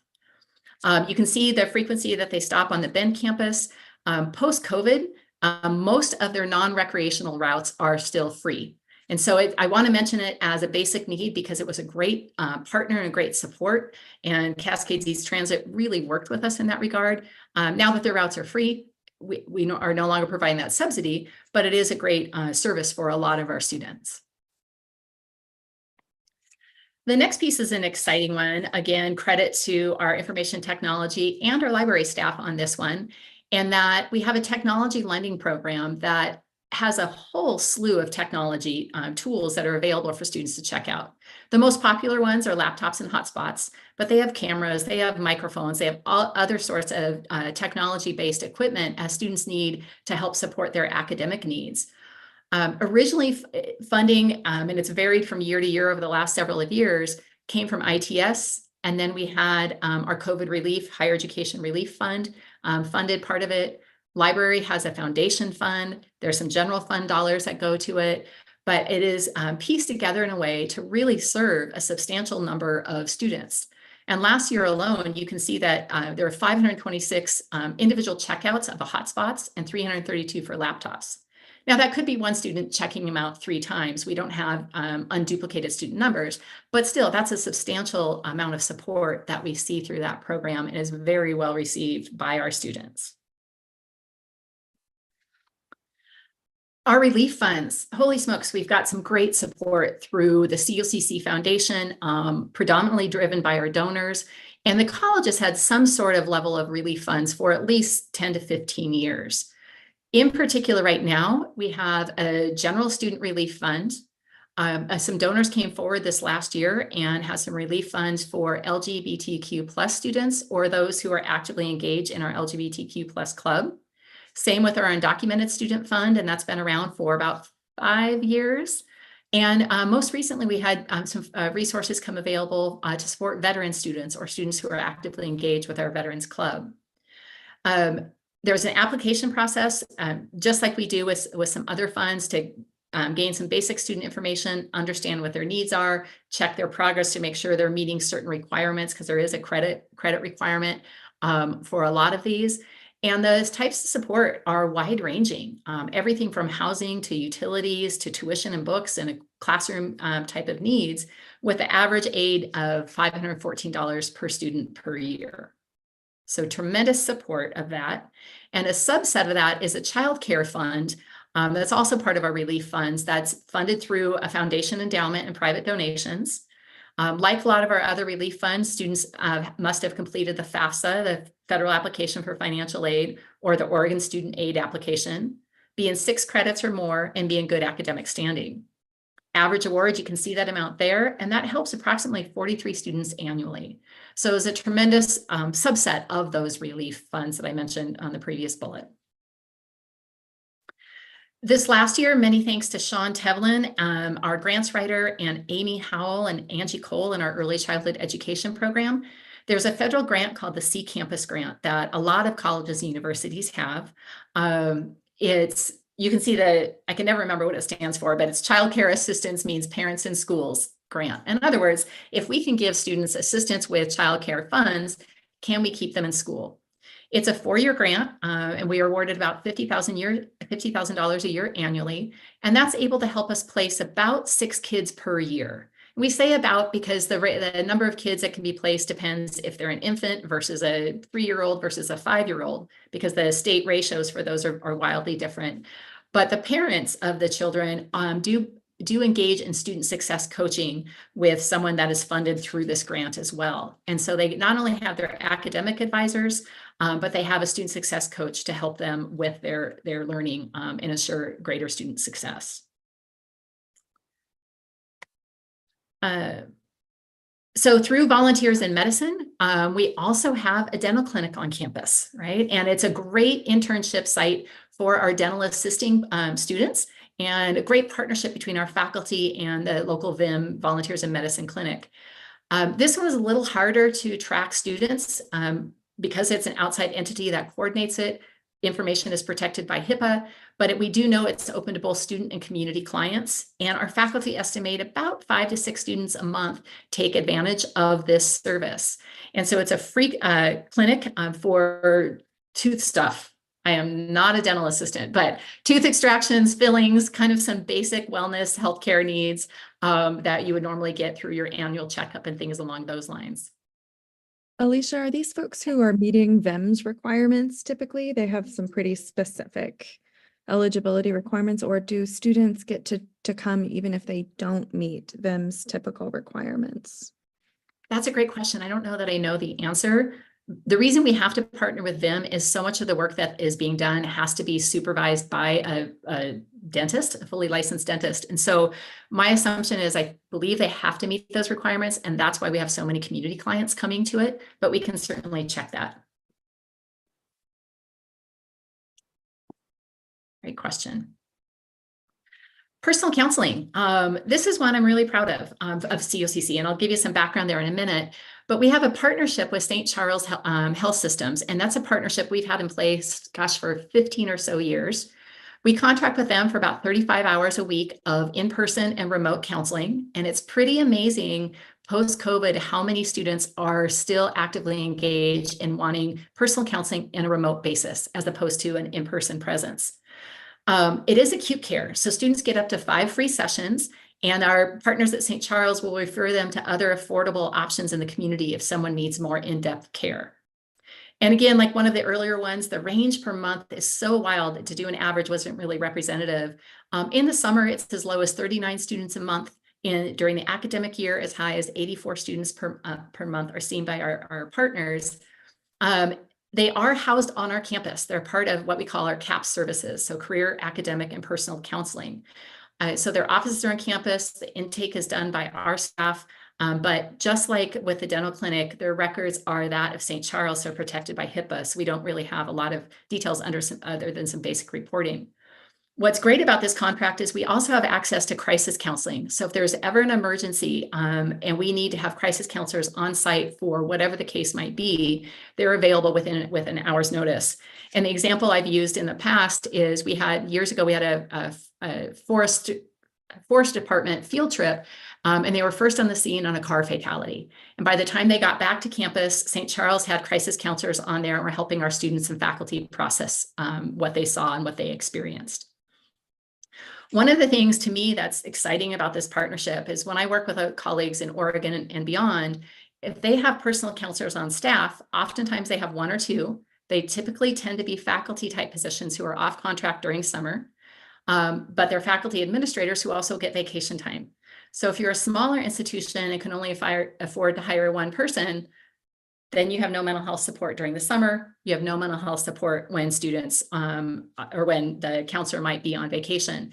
And what St. Charles does is always have a cadre of backup folks. So we are assured to have those 35 hours of support year round, or 35 during the academic year, 20 in the summer. And it's just a fantastic partnership. And because of maybe me preaching how great a partnership this is, we now have 3 other Oregon colleges in this last year who've adopted a partnership with their local health system. So it's a great resource and way to ensure that around the calendar support for our students. And finally, the new one that I'm excited to share, we are just starting discussions. Deschutes County Health Clinic approached us about 3 weeks ago to start a conversation on whether they have a new mobile clinic that they're bringing throughout the Deschutes County area. And one of the places they want in Bend is to be on the Bend campus. The Redmond site they're discussing is pretty darn close to our Redmond campus, so they're not necessarily looking to have someone at the additional time at the Redmond campus because they have limited capacity. But the discussion was they would be on site for 2 times per month with these basic services. And once they know that these services are in demand, they will add additional services. And so we're just now starting those discussions, and our student life staff are working on those. And hopefully in the next month to 2 months, we'll have better updates and direction on where that might go. So for me, that's pretty exciting announcement to share on that one. So that's the basic needs listing of things. There's certainly scads more support services that we provide to students. But what's interesting when I was putting this together is to just look back over 10 years and to see what's changed. And if we went back 10 years, the 3 things we had in place were our Cascades East Transit Partnership, plus or minus 10 years, our relief funds, and certainly at a smaller level, and our personal counseling. So this shift that I shared with you nationally that we're seeing at the very beginning of this presentation, we're also seeing that at COCC. And part of that, I think, is a recognition of community colleges and the role we play. And part of that is realizing the complexities that a lot of community college students, or university students too, bring to their education. And then this last Friday, we had our board student success committee, and there's some good conversations around, well, how do we know if these things are successful, right? And it really started me thinking, and this was a new one I added since then, a new slide I added since then. It's really hard for us to track on most of these, right? So for the food bank, as an example, under neighbor impact, we can't ask personally identifying information. Or under the clothing connection, to ask that stuff presents a bit of a stigma or a bit of a barrier for students. And what we know by our nonprofit partners in the community who do this work, they don't ask that type of information, right? The bottom 3, these are partners that we have that information is protected by HIPAA. So we know the number of people that might be using it. We don't know who. So to do some of that follow-up to say, are these things making a difference in students' lives, is really challenging. Where we do have it are under the 3 that have federal grants, right? So the STEP program, the ICAP program, and the C-Campus program. The ICAP and C-Campus are too new to tell. And STEP, they've been restructuring how we are doing this at a state. And so I would say in the next 6 months, we'll have better student success data to show whether that's making a difference.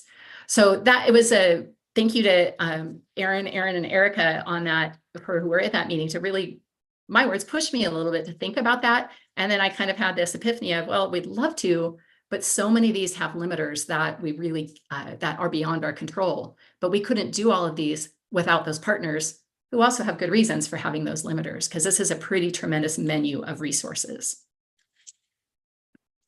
So the last thing, or 2 things to share with you.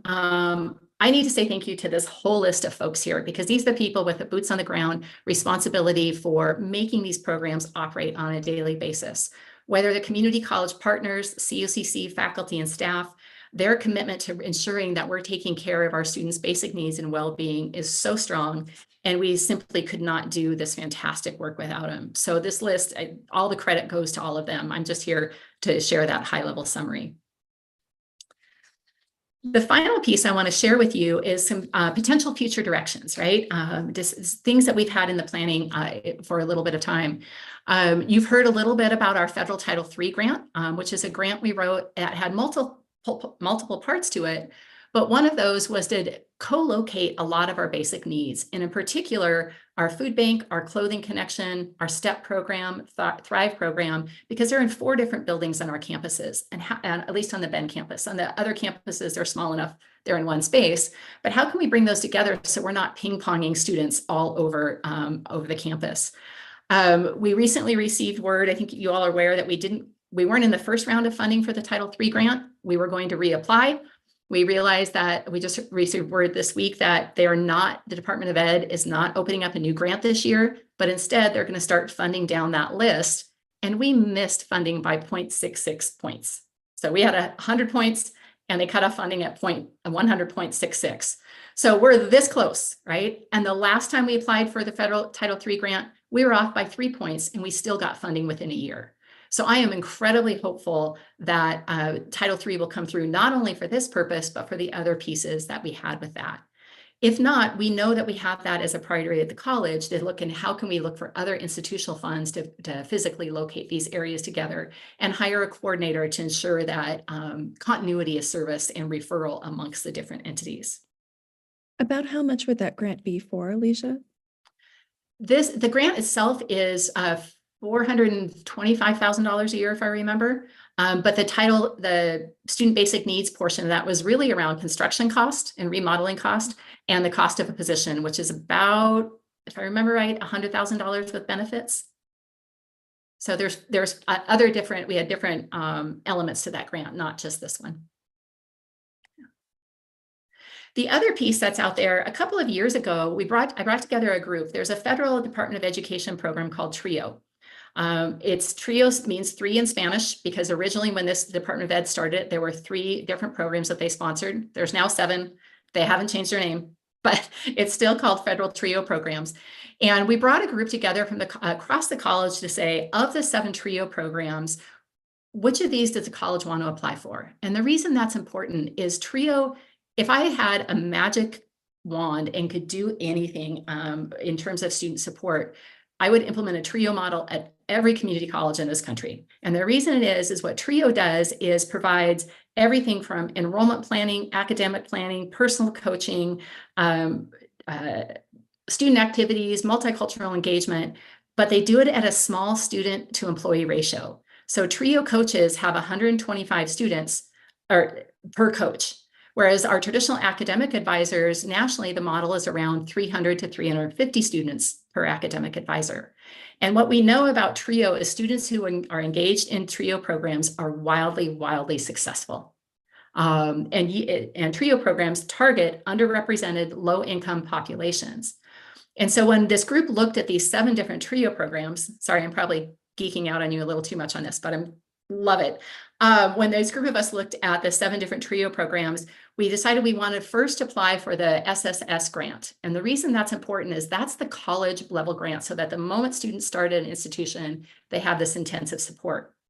Once we get that into play, there is a program for the high school level called Upward Bound, where the students engage in a lot of the stuff that we already do in some of our culturally based programs, but it casts a wider net, relies on great partnerships with high school. And so you really help those students graduate from high school, be college ready, understand the college going process, and then they have a nice soft handoff to the Student Support Services, or SSS program.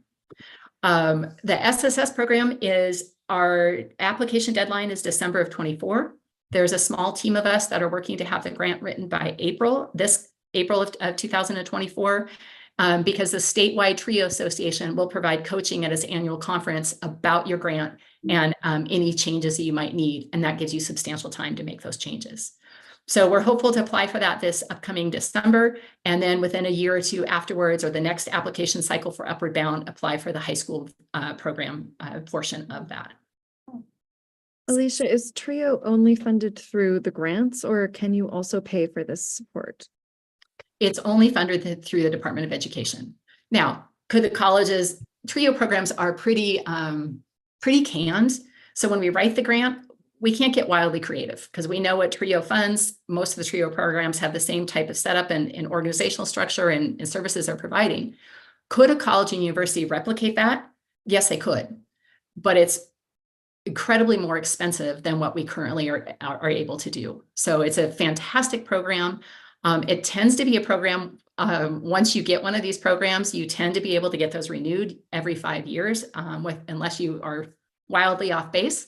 So it's one of those, once we can get our foot in the door, it's a great opening to have federal support for an ongoing program. Some of the TRIO programs in Oregon have been around for 30+ years. Can I jump in as well? I mean, one of the reasons that a TRIO, if one were to fund it themselves and create it themselves, it's a fewer staff to student ratio. So, I mean, it's just expensive in terms of long-term personnel costs.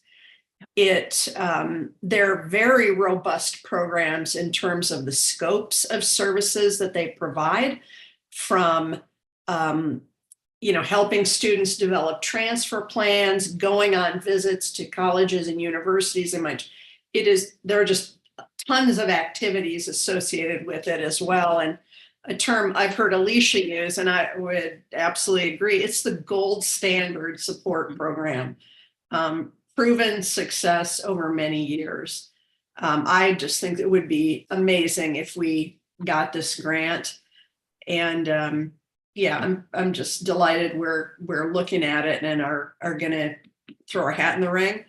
I also wanted to say on the Title III grant, Alicia, if I'm not mistaken, that grant it's about $450,000 per year for 5 years. Correct. Right.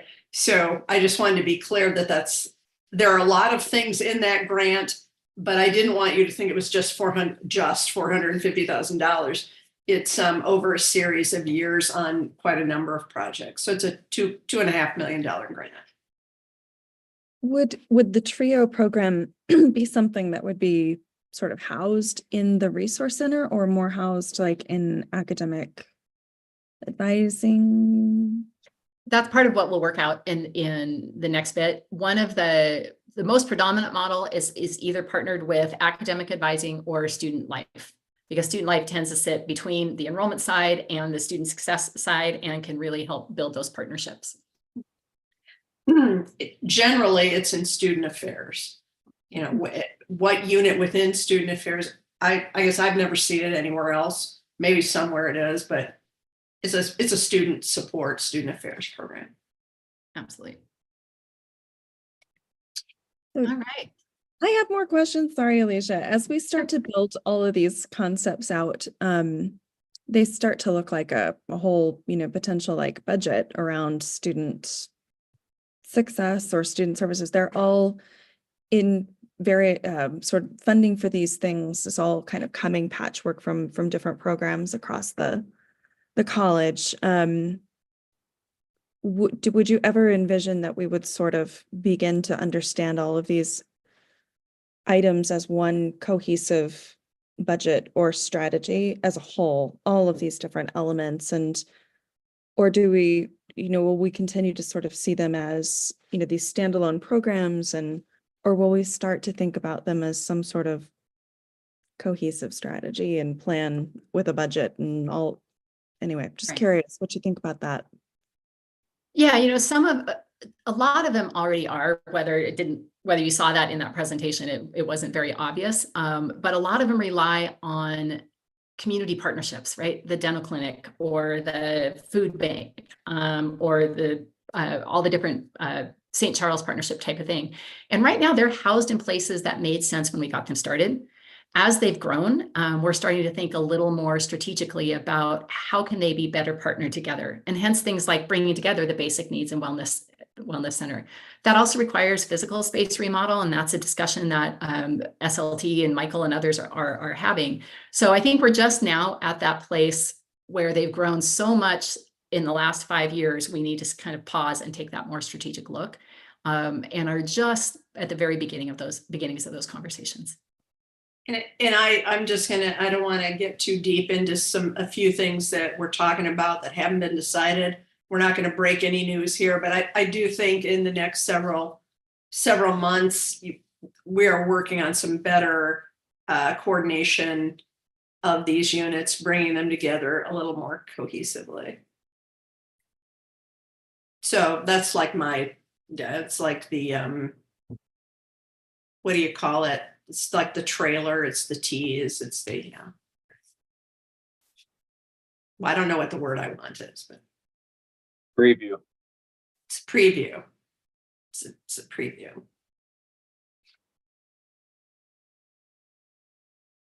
All right. Well, thank you, everyone. I'm happy to answer any questions after this if any of those arise. Oh, can I add as well? Some of these things are also grant funded. Or we get to test them out with grants. And eventually you have to, be willing to work them into a regular budget. And we see this with a number of programs, not just in Alicia's area. My own philosophy has been, I want to spend other people's money as long as I can. And one of the reasons we do build reserves and we budget really carefully is so when the time comes, we can build those into our budget. But I'm getting a thumbs up from Michael because I asked him early on, I said, does it make sense? We spend other people's money before our own. He's like, yeah. So I felt affirmed. Lori, real quick, Alicia, this is great. I just want to offer too, a lot of these things have foundation ties. If folks have specific questions, happy to connect, and Erin will be learning more about these in her liaison role, but we can answer that because there's a lot in that presentation. It was great. And Lori, in that vein, several of these projects and programs, as Alicia noted, were sort of donor driven, or at least we had individuals in the community or groups in the community who said, yeah, I'll fund that the first time, or I'll contribute to that.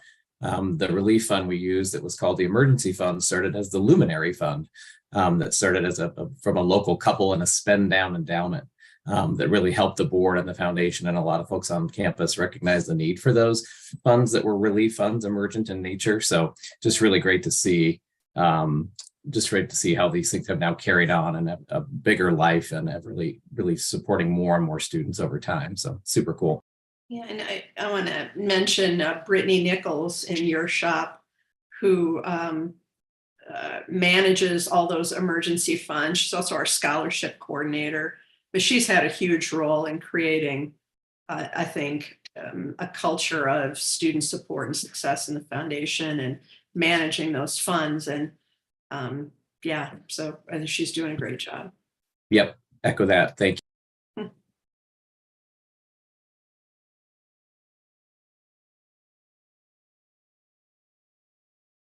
Okay, is there any other questions or comments? Alicia, as usual, it's quite a report. I think it's the slowest I ever had you speak, or hear you speak. I didn't caffeinate before this one, Joe, just for you. No, very, very nice. Any other items we can ask of Alicia? Okay, let's go on to the next item. It's regards to strategic plan indicators. Joe, we moved that to new business, so now we go to old business. Okay. Well, let's go on to old business. Thank you, Laura. We investment policy, internal controls. Michael? Let me share my screen real quickly. Where is it?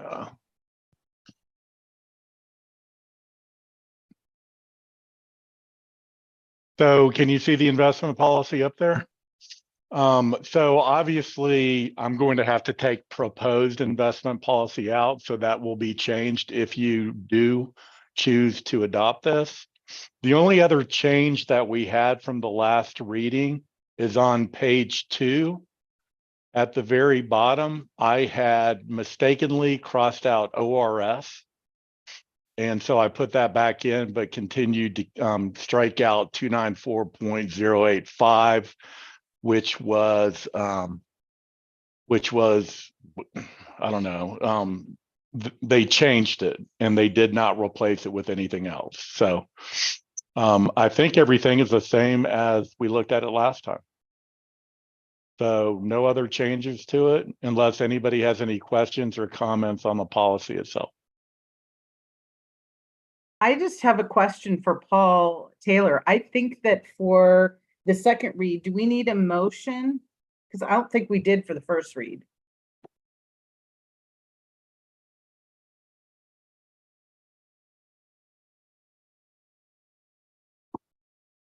I think you're right, we didn't, but I did put a motion in to the packet. Yeah, I think we do. Well, I think we need a motion and an adoption. Okay, well, I move It that. certainly doesn't hurt you. Well, then I'll make a motion that we consider this the second read and therefore the adoption of the proposed investment policy to become the investment policy. Second.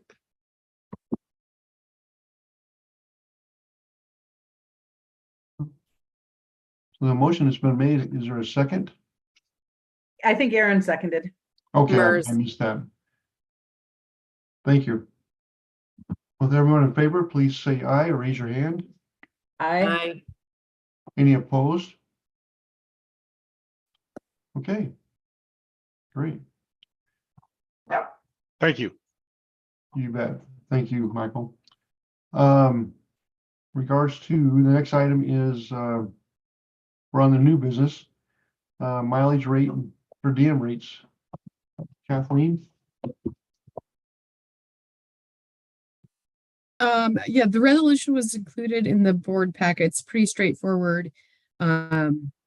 Annual resolution. We're basically just increasing the mileage reimbursement rate from 0.655 per mile to 67 cents per mile based on federal guidance. And no changes to meal per diem. Okay. Is there any other questions or any items we need to address? If not, I would entertain a motion to approve this. I'd make a motion to approve it. I'll second. Motion has been made and second. Everyone in favor, please say aye or raise your hand. Aye. Any opposed? Okay. On to adult basic skills contract. Thank you. This is related to a contract issue. So this coming year, the Adult Basic Skills group was coming up for full negotiations of their entire contract. Due to a number of years of ongoing contracts, we talked to them about just doing a economic increase for this coming year, so this doesn't go into effect until July 1 of 2024, but we wanted to get it to the board. So this is just an agreement to give them the same increase that we provided them last year, which would have been July 1, 2023. And so we are asking that the board will approve it. And then Kyle, I believe, has the actual piece of paper that we do need signed by you, Joe, if it is passed. So he'll have to get that to you after the meeting.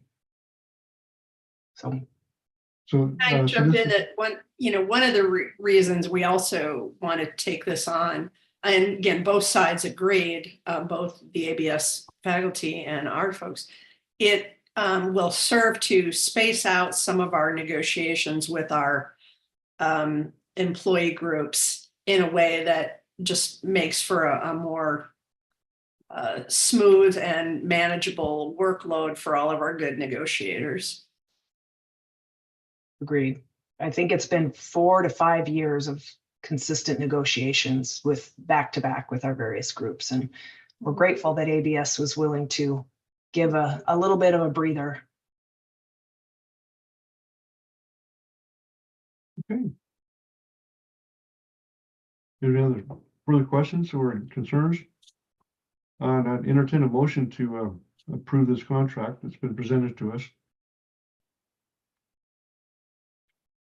I'll make the motion to be it resolved that the Board of Directors of Central Oregon Community College hereby approves the 2024-2025 economic contract extension between COCC and the Adult Basic Skills Instructors, Oregon School Employees Association, Chapter 700 as negotiated. Second. Been moved and seconded. Everyone in favor, please say aye or raise your hand. Aye. Any opposed? Motion passed.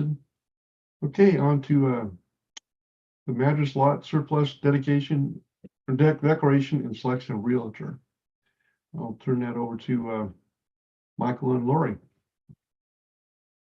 So as you know, Charlie Miller, through a entity, Albrecht, I think it's called, donated property to the college at the end of last year. Luckily, we were able to get that done. So now we are the proud owners of the lot, 0.29 acres, which also includes a building, a couple of three-sided material. Cancel the subscription. a couple of 3-sided material storage sheds. And the intent of this donation was to sell it and have the proceeds go to the new Madras building. So I think Zach was introduced to a realtor up in Madras. His name is Joe McDonald, and he works for, I forgot the name of the Dreams Realty Group. And he is willing to sell it for $1 commission. Now, the $1 is for the seller side of the transaction. So it's possible that there is a buyer's realtor and they might have to get a compensation up to generally 2.5% of the transaction. So the appraised value is $410,000. The overall cost for realtor commissions will be far, far less than our requirement to go out for bid for this type of service. So considering that this realtor will sell it for $1, and he will market it to everybody. I know there's been talk about the food bank and the county, but the intent, which he is very aware of, is that the board would like the highest value as possible. Also considering that we want to sell it fairly quickly. And we also would be concerned about some kind of negative use on the property as well. So we recommend that the other thing this resolution does is that it states that the property is not being used for the public interest of the college and does not plan to be used that way. That's something that we have to state according to Oregon law, as I remember. Any other comments, Paul? Nope, I think that's got it.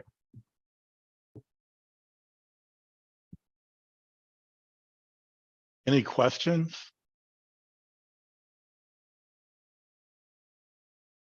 Okay. I don't think it matters, Michael. I think it's Adelbert is the LLC, but thank you. That's a great synopsis. Appreciate that recap. Thank you for the correction. Well, it's a great location downtown, about 2 blocks off of Highway 97. I anticipate that there should be quite a bit of interest, and hopefully we can get it sold at a very good value that will benefit the college, as well as what Charlie Miller has in his intention. And hopefully we can make some recognition for his contribution as a past board member, as well as chair, as well as his dad prior to him. So anyways, hopefully we can get that sold and utilize it toward the effort and recognize Charlie and his Miller family. So with that, if there's no other questions, I'd entertain a motion.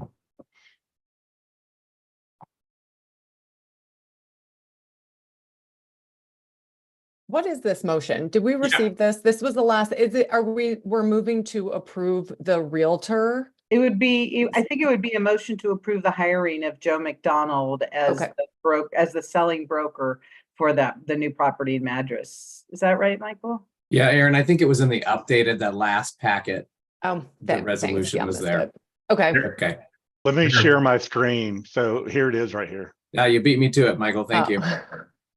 Thanks, Michael. So the proposed resolution is right here. Okay, I'm happy to. And there are 3 parts.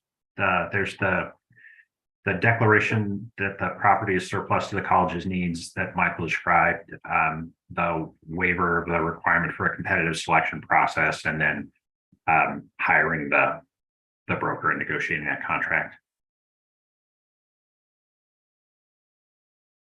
Got it. So moved. You looking for a second? Second, Alan seconds. Okay. Any further discussion? Hearing none, everyone approve this resolution, please say aye or raise your hand. Aye. Any opposed? Okay, that has passed. Thank you. And the other item that we did add into this section in regards to this strategic plan indicators. And send it over to Alicia and Yeah, I'd like to start us off, I'd like to introduce Vaughn Briggs. Vaughn teaches in our business department. He was part of the strategic plan team that helped garner all the college and community feedback and help pull together our plan. So part of the steering team. And he's also volunteered. He was not voluntold, he volunteered to co-chair implementation of the strategic plan alongside with me. So for those of you who haven't had a chance to meet Vaughn, he's joining us here this evening. So thank you, Vaughn, for all the work you did to help us get here and all the work you're going to do in the next, I think I told you 4 years. Yeah. And you didn't say no. So during prior to the December board meeting, we had a work session specifically on the strategic planning indicators. And you have before you a resolution based on those discussions and the information shared at that meeting for the indicators as proposed. And happy to answer, since we've had a lot of discussion previously, I'm happy to answer any questions that you might have.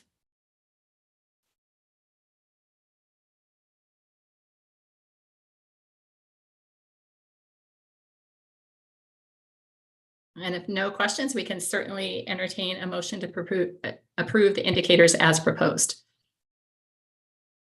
Alicia, I just have two small questions. When we talked in the last meeting, I'm thinking specifically about the goal under access around in-district headcount of underrepresented students, and wanting to be sure that we're thinking about rural students as part of that group, and knowing that we're going to be, breaking down this data and thinking about these in terms of that disaggregated data, and just confirming that will we consider rural students as part of that underrepresented student group, particularly in areas like Zone 7 or La Pine, Prineville, Warm Springs, these very rural parts of our district.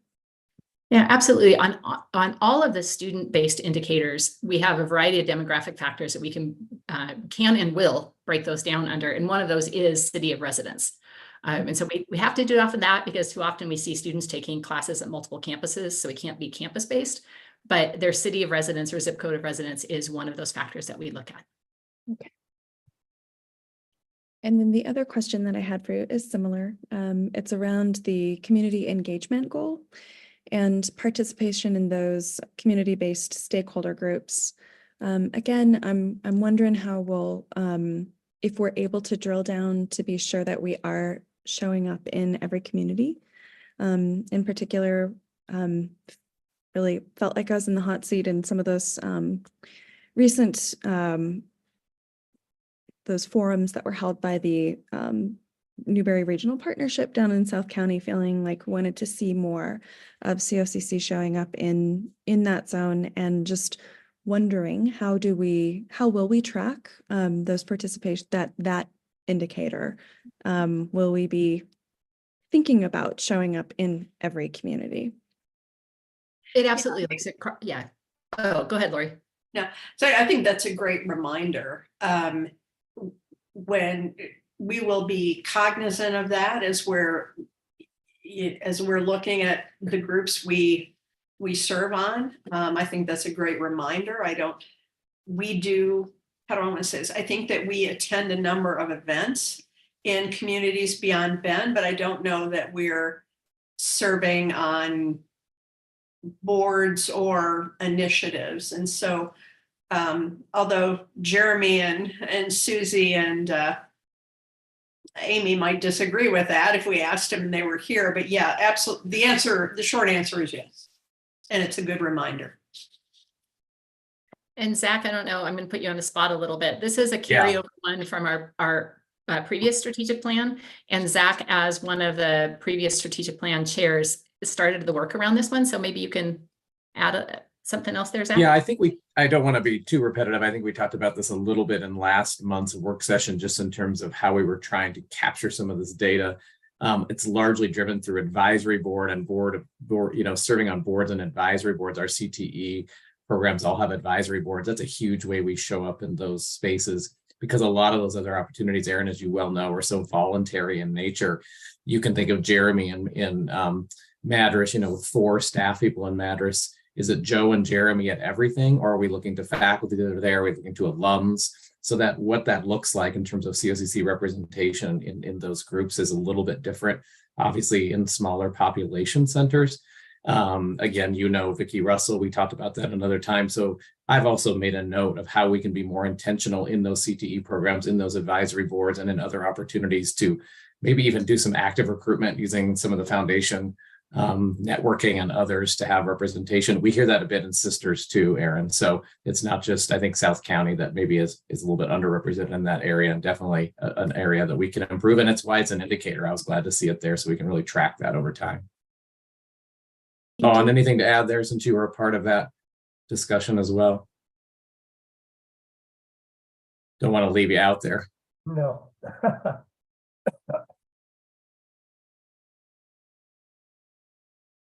Thank you. Ready for a motion? Yes, we will. Be it resolved that COCC Board of Directors hereby approves the COCC 23-28 strategic plan indicators as proposed in Section A. Second. The motion's been made and seconded. Everyone in favor, please say aye or raise your hand. Aye. Hi. Any opposed? Okay, I think we have all new business items addressed, don't we? Okay. Okay, on to Board of Directors operations. Looking at my screen, I'm going to start with Aaron Foote and followed by Aaron Mertz. Aaron? Thanks, Joe. I don't have very much to report, a little quieter over the holidays, but on Friday, January 5th, last Friday, we had a Student Success Committee meeting. It was, I felt like, a very productive meeting, super great collaboration between board and staff in discussing what data we can really, what's available to get our heads around some of the deeper story behind some of these student success indicators like retention and graduation rates. And I think we're in a process right now of trying to understand getting our arms around the connection between those student success indicators and all of those interventions that Alicia shared. And I feel like we're sort of moving toward whatever it is that Lori is is talking about in terms of a preview. Maybe we're moving towards being able to understand all of this in a little bit more of a cohesive, strategic way. And excited about that. Unfortunately, the South County Adult Education meeting, which usually meets at the Lapine Community Center or Lapine Park and Rec Center, was canceled yesterday because of snow, rescheduled to January 30. That's all I have to report. Okay, thanks. Aaron Mertz, and I'll have Jim right after you. I also attended the Student Success Committee meeting, and that is all. Thank you. Okay, Jim, and I'll have Ellen right behind you. No, I have nothing to report. I've been out of town a lot the past couple weeks. Great. Ellen? So last Wednesday, we had our audit and budget committee meeting. We did a good job conversing and understanding and drilling down into the audit. And I would recommend when you get your hard copy, if you want to have a good overview of the college itself and a better understanding of things, especially if you want to know what PERS is all about, read the 130 pages. I always find the audit to be the best thing I can read to really get an overall understanding of the college.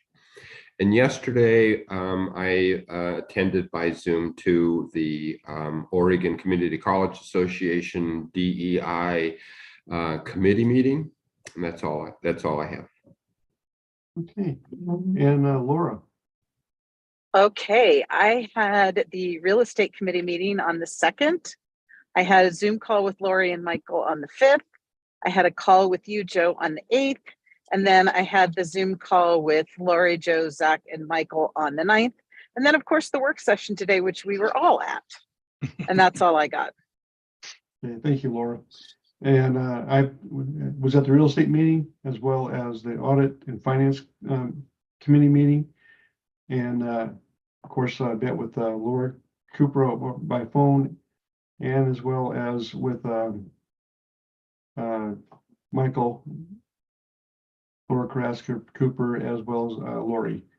Got that covered, I guess. Okay, let's go on to the president's report. Lori? I want to mention two things this evening.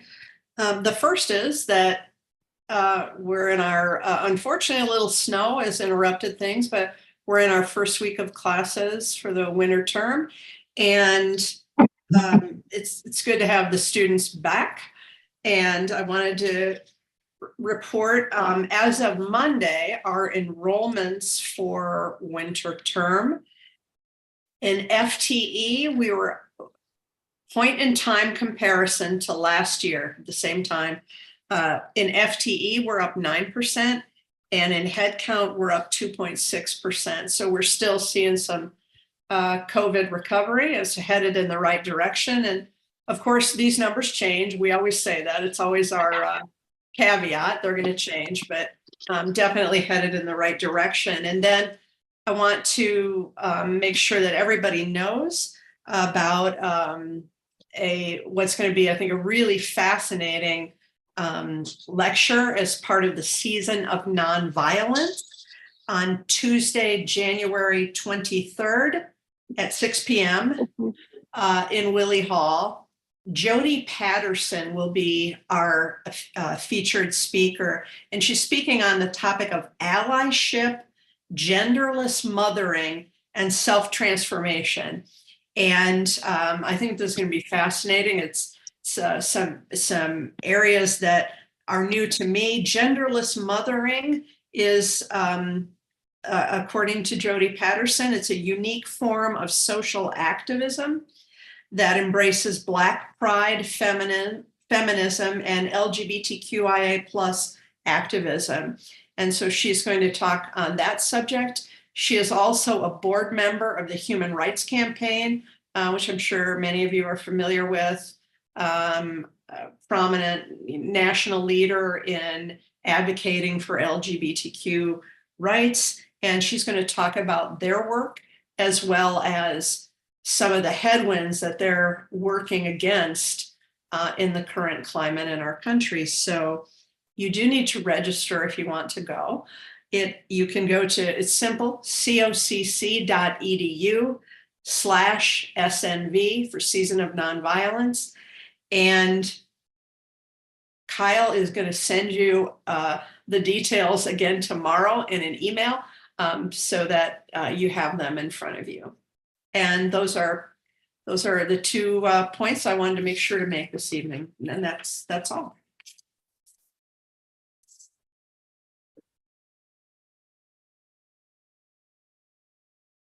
Lori, are you okay? That's the shortest president's report we've had for a long, long time. Well, you know, Alicia went on so long, I needed to, yeah. Okay. Well, the nice thing about our staff, and certainly you guys do a great job for us. There's no fluff. We're not filling time just because we're here. No, So, No fluff, Joe. yeah. there's no fluff, and there was, No bonbons. no bonbons, and Alicia knows I'm just having some fun. It felt like tonight was all Alicia all the time. So maybe we give her, I don't think you're going to get a break next month. So, Okay. Well, thank you. You look at the dates in regards to important items coming up.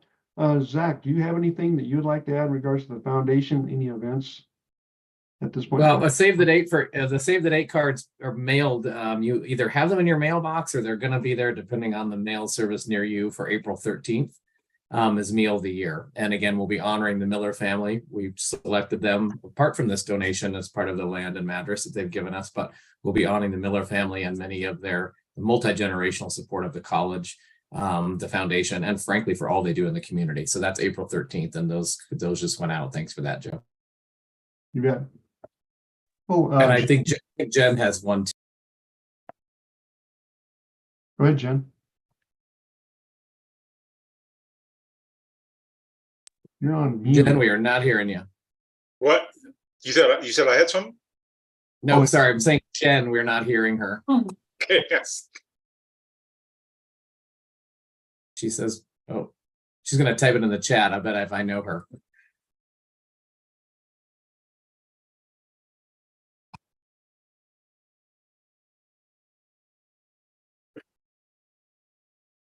Yes, Ah, yeah, yes, of course. how Lori, could we forget? it is on the agenda on the dates. Yeah. So the critical item from Jen is that if you would like to attend, please RSVP to her, and they'll make sure that they'll recognition as well as at the right table. Great. Yeah. Okay. Well, we've had a very full night of information. Is there anything else that we need to be informed of at this point in time? So hearing nothing, let's have a goodbye, and we'll catch up with everyone at the various meetings between now and the next board meeting in February. Take care, everybody. Night. Thank you. Good night.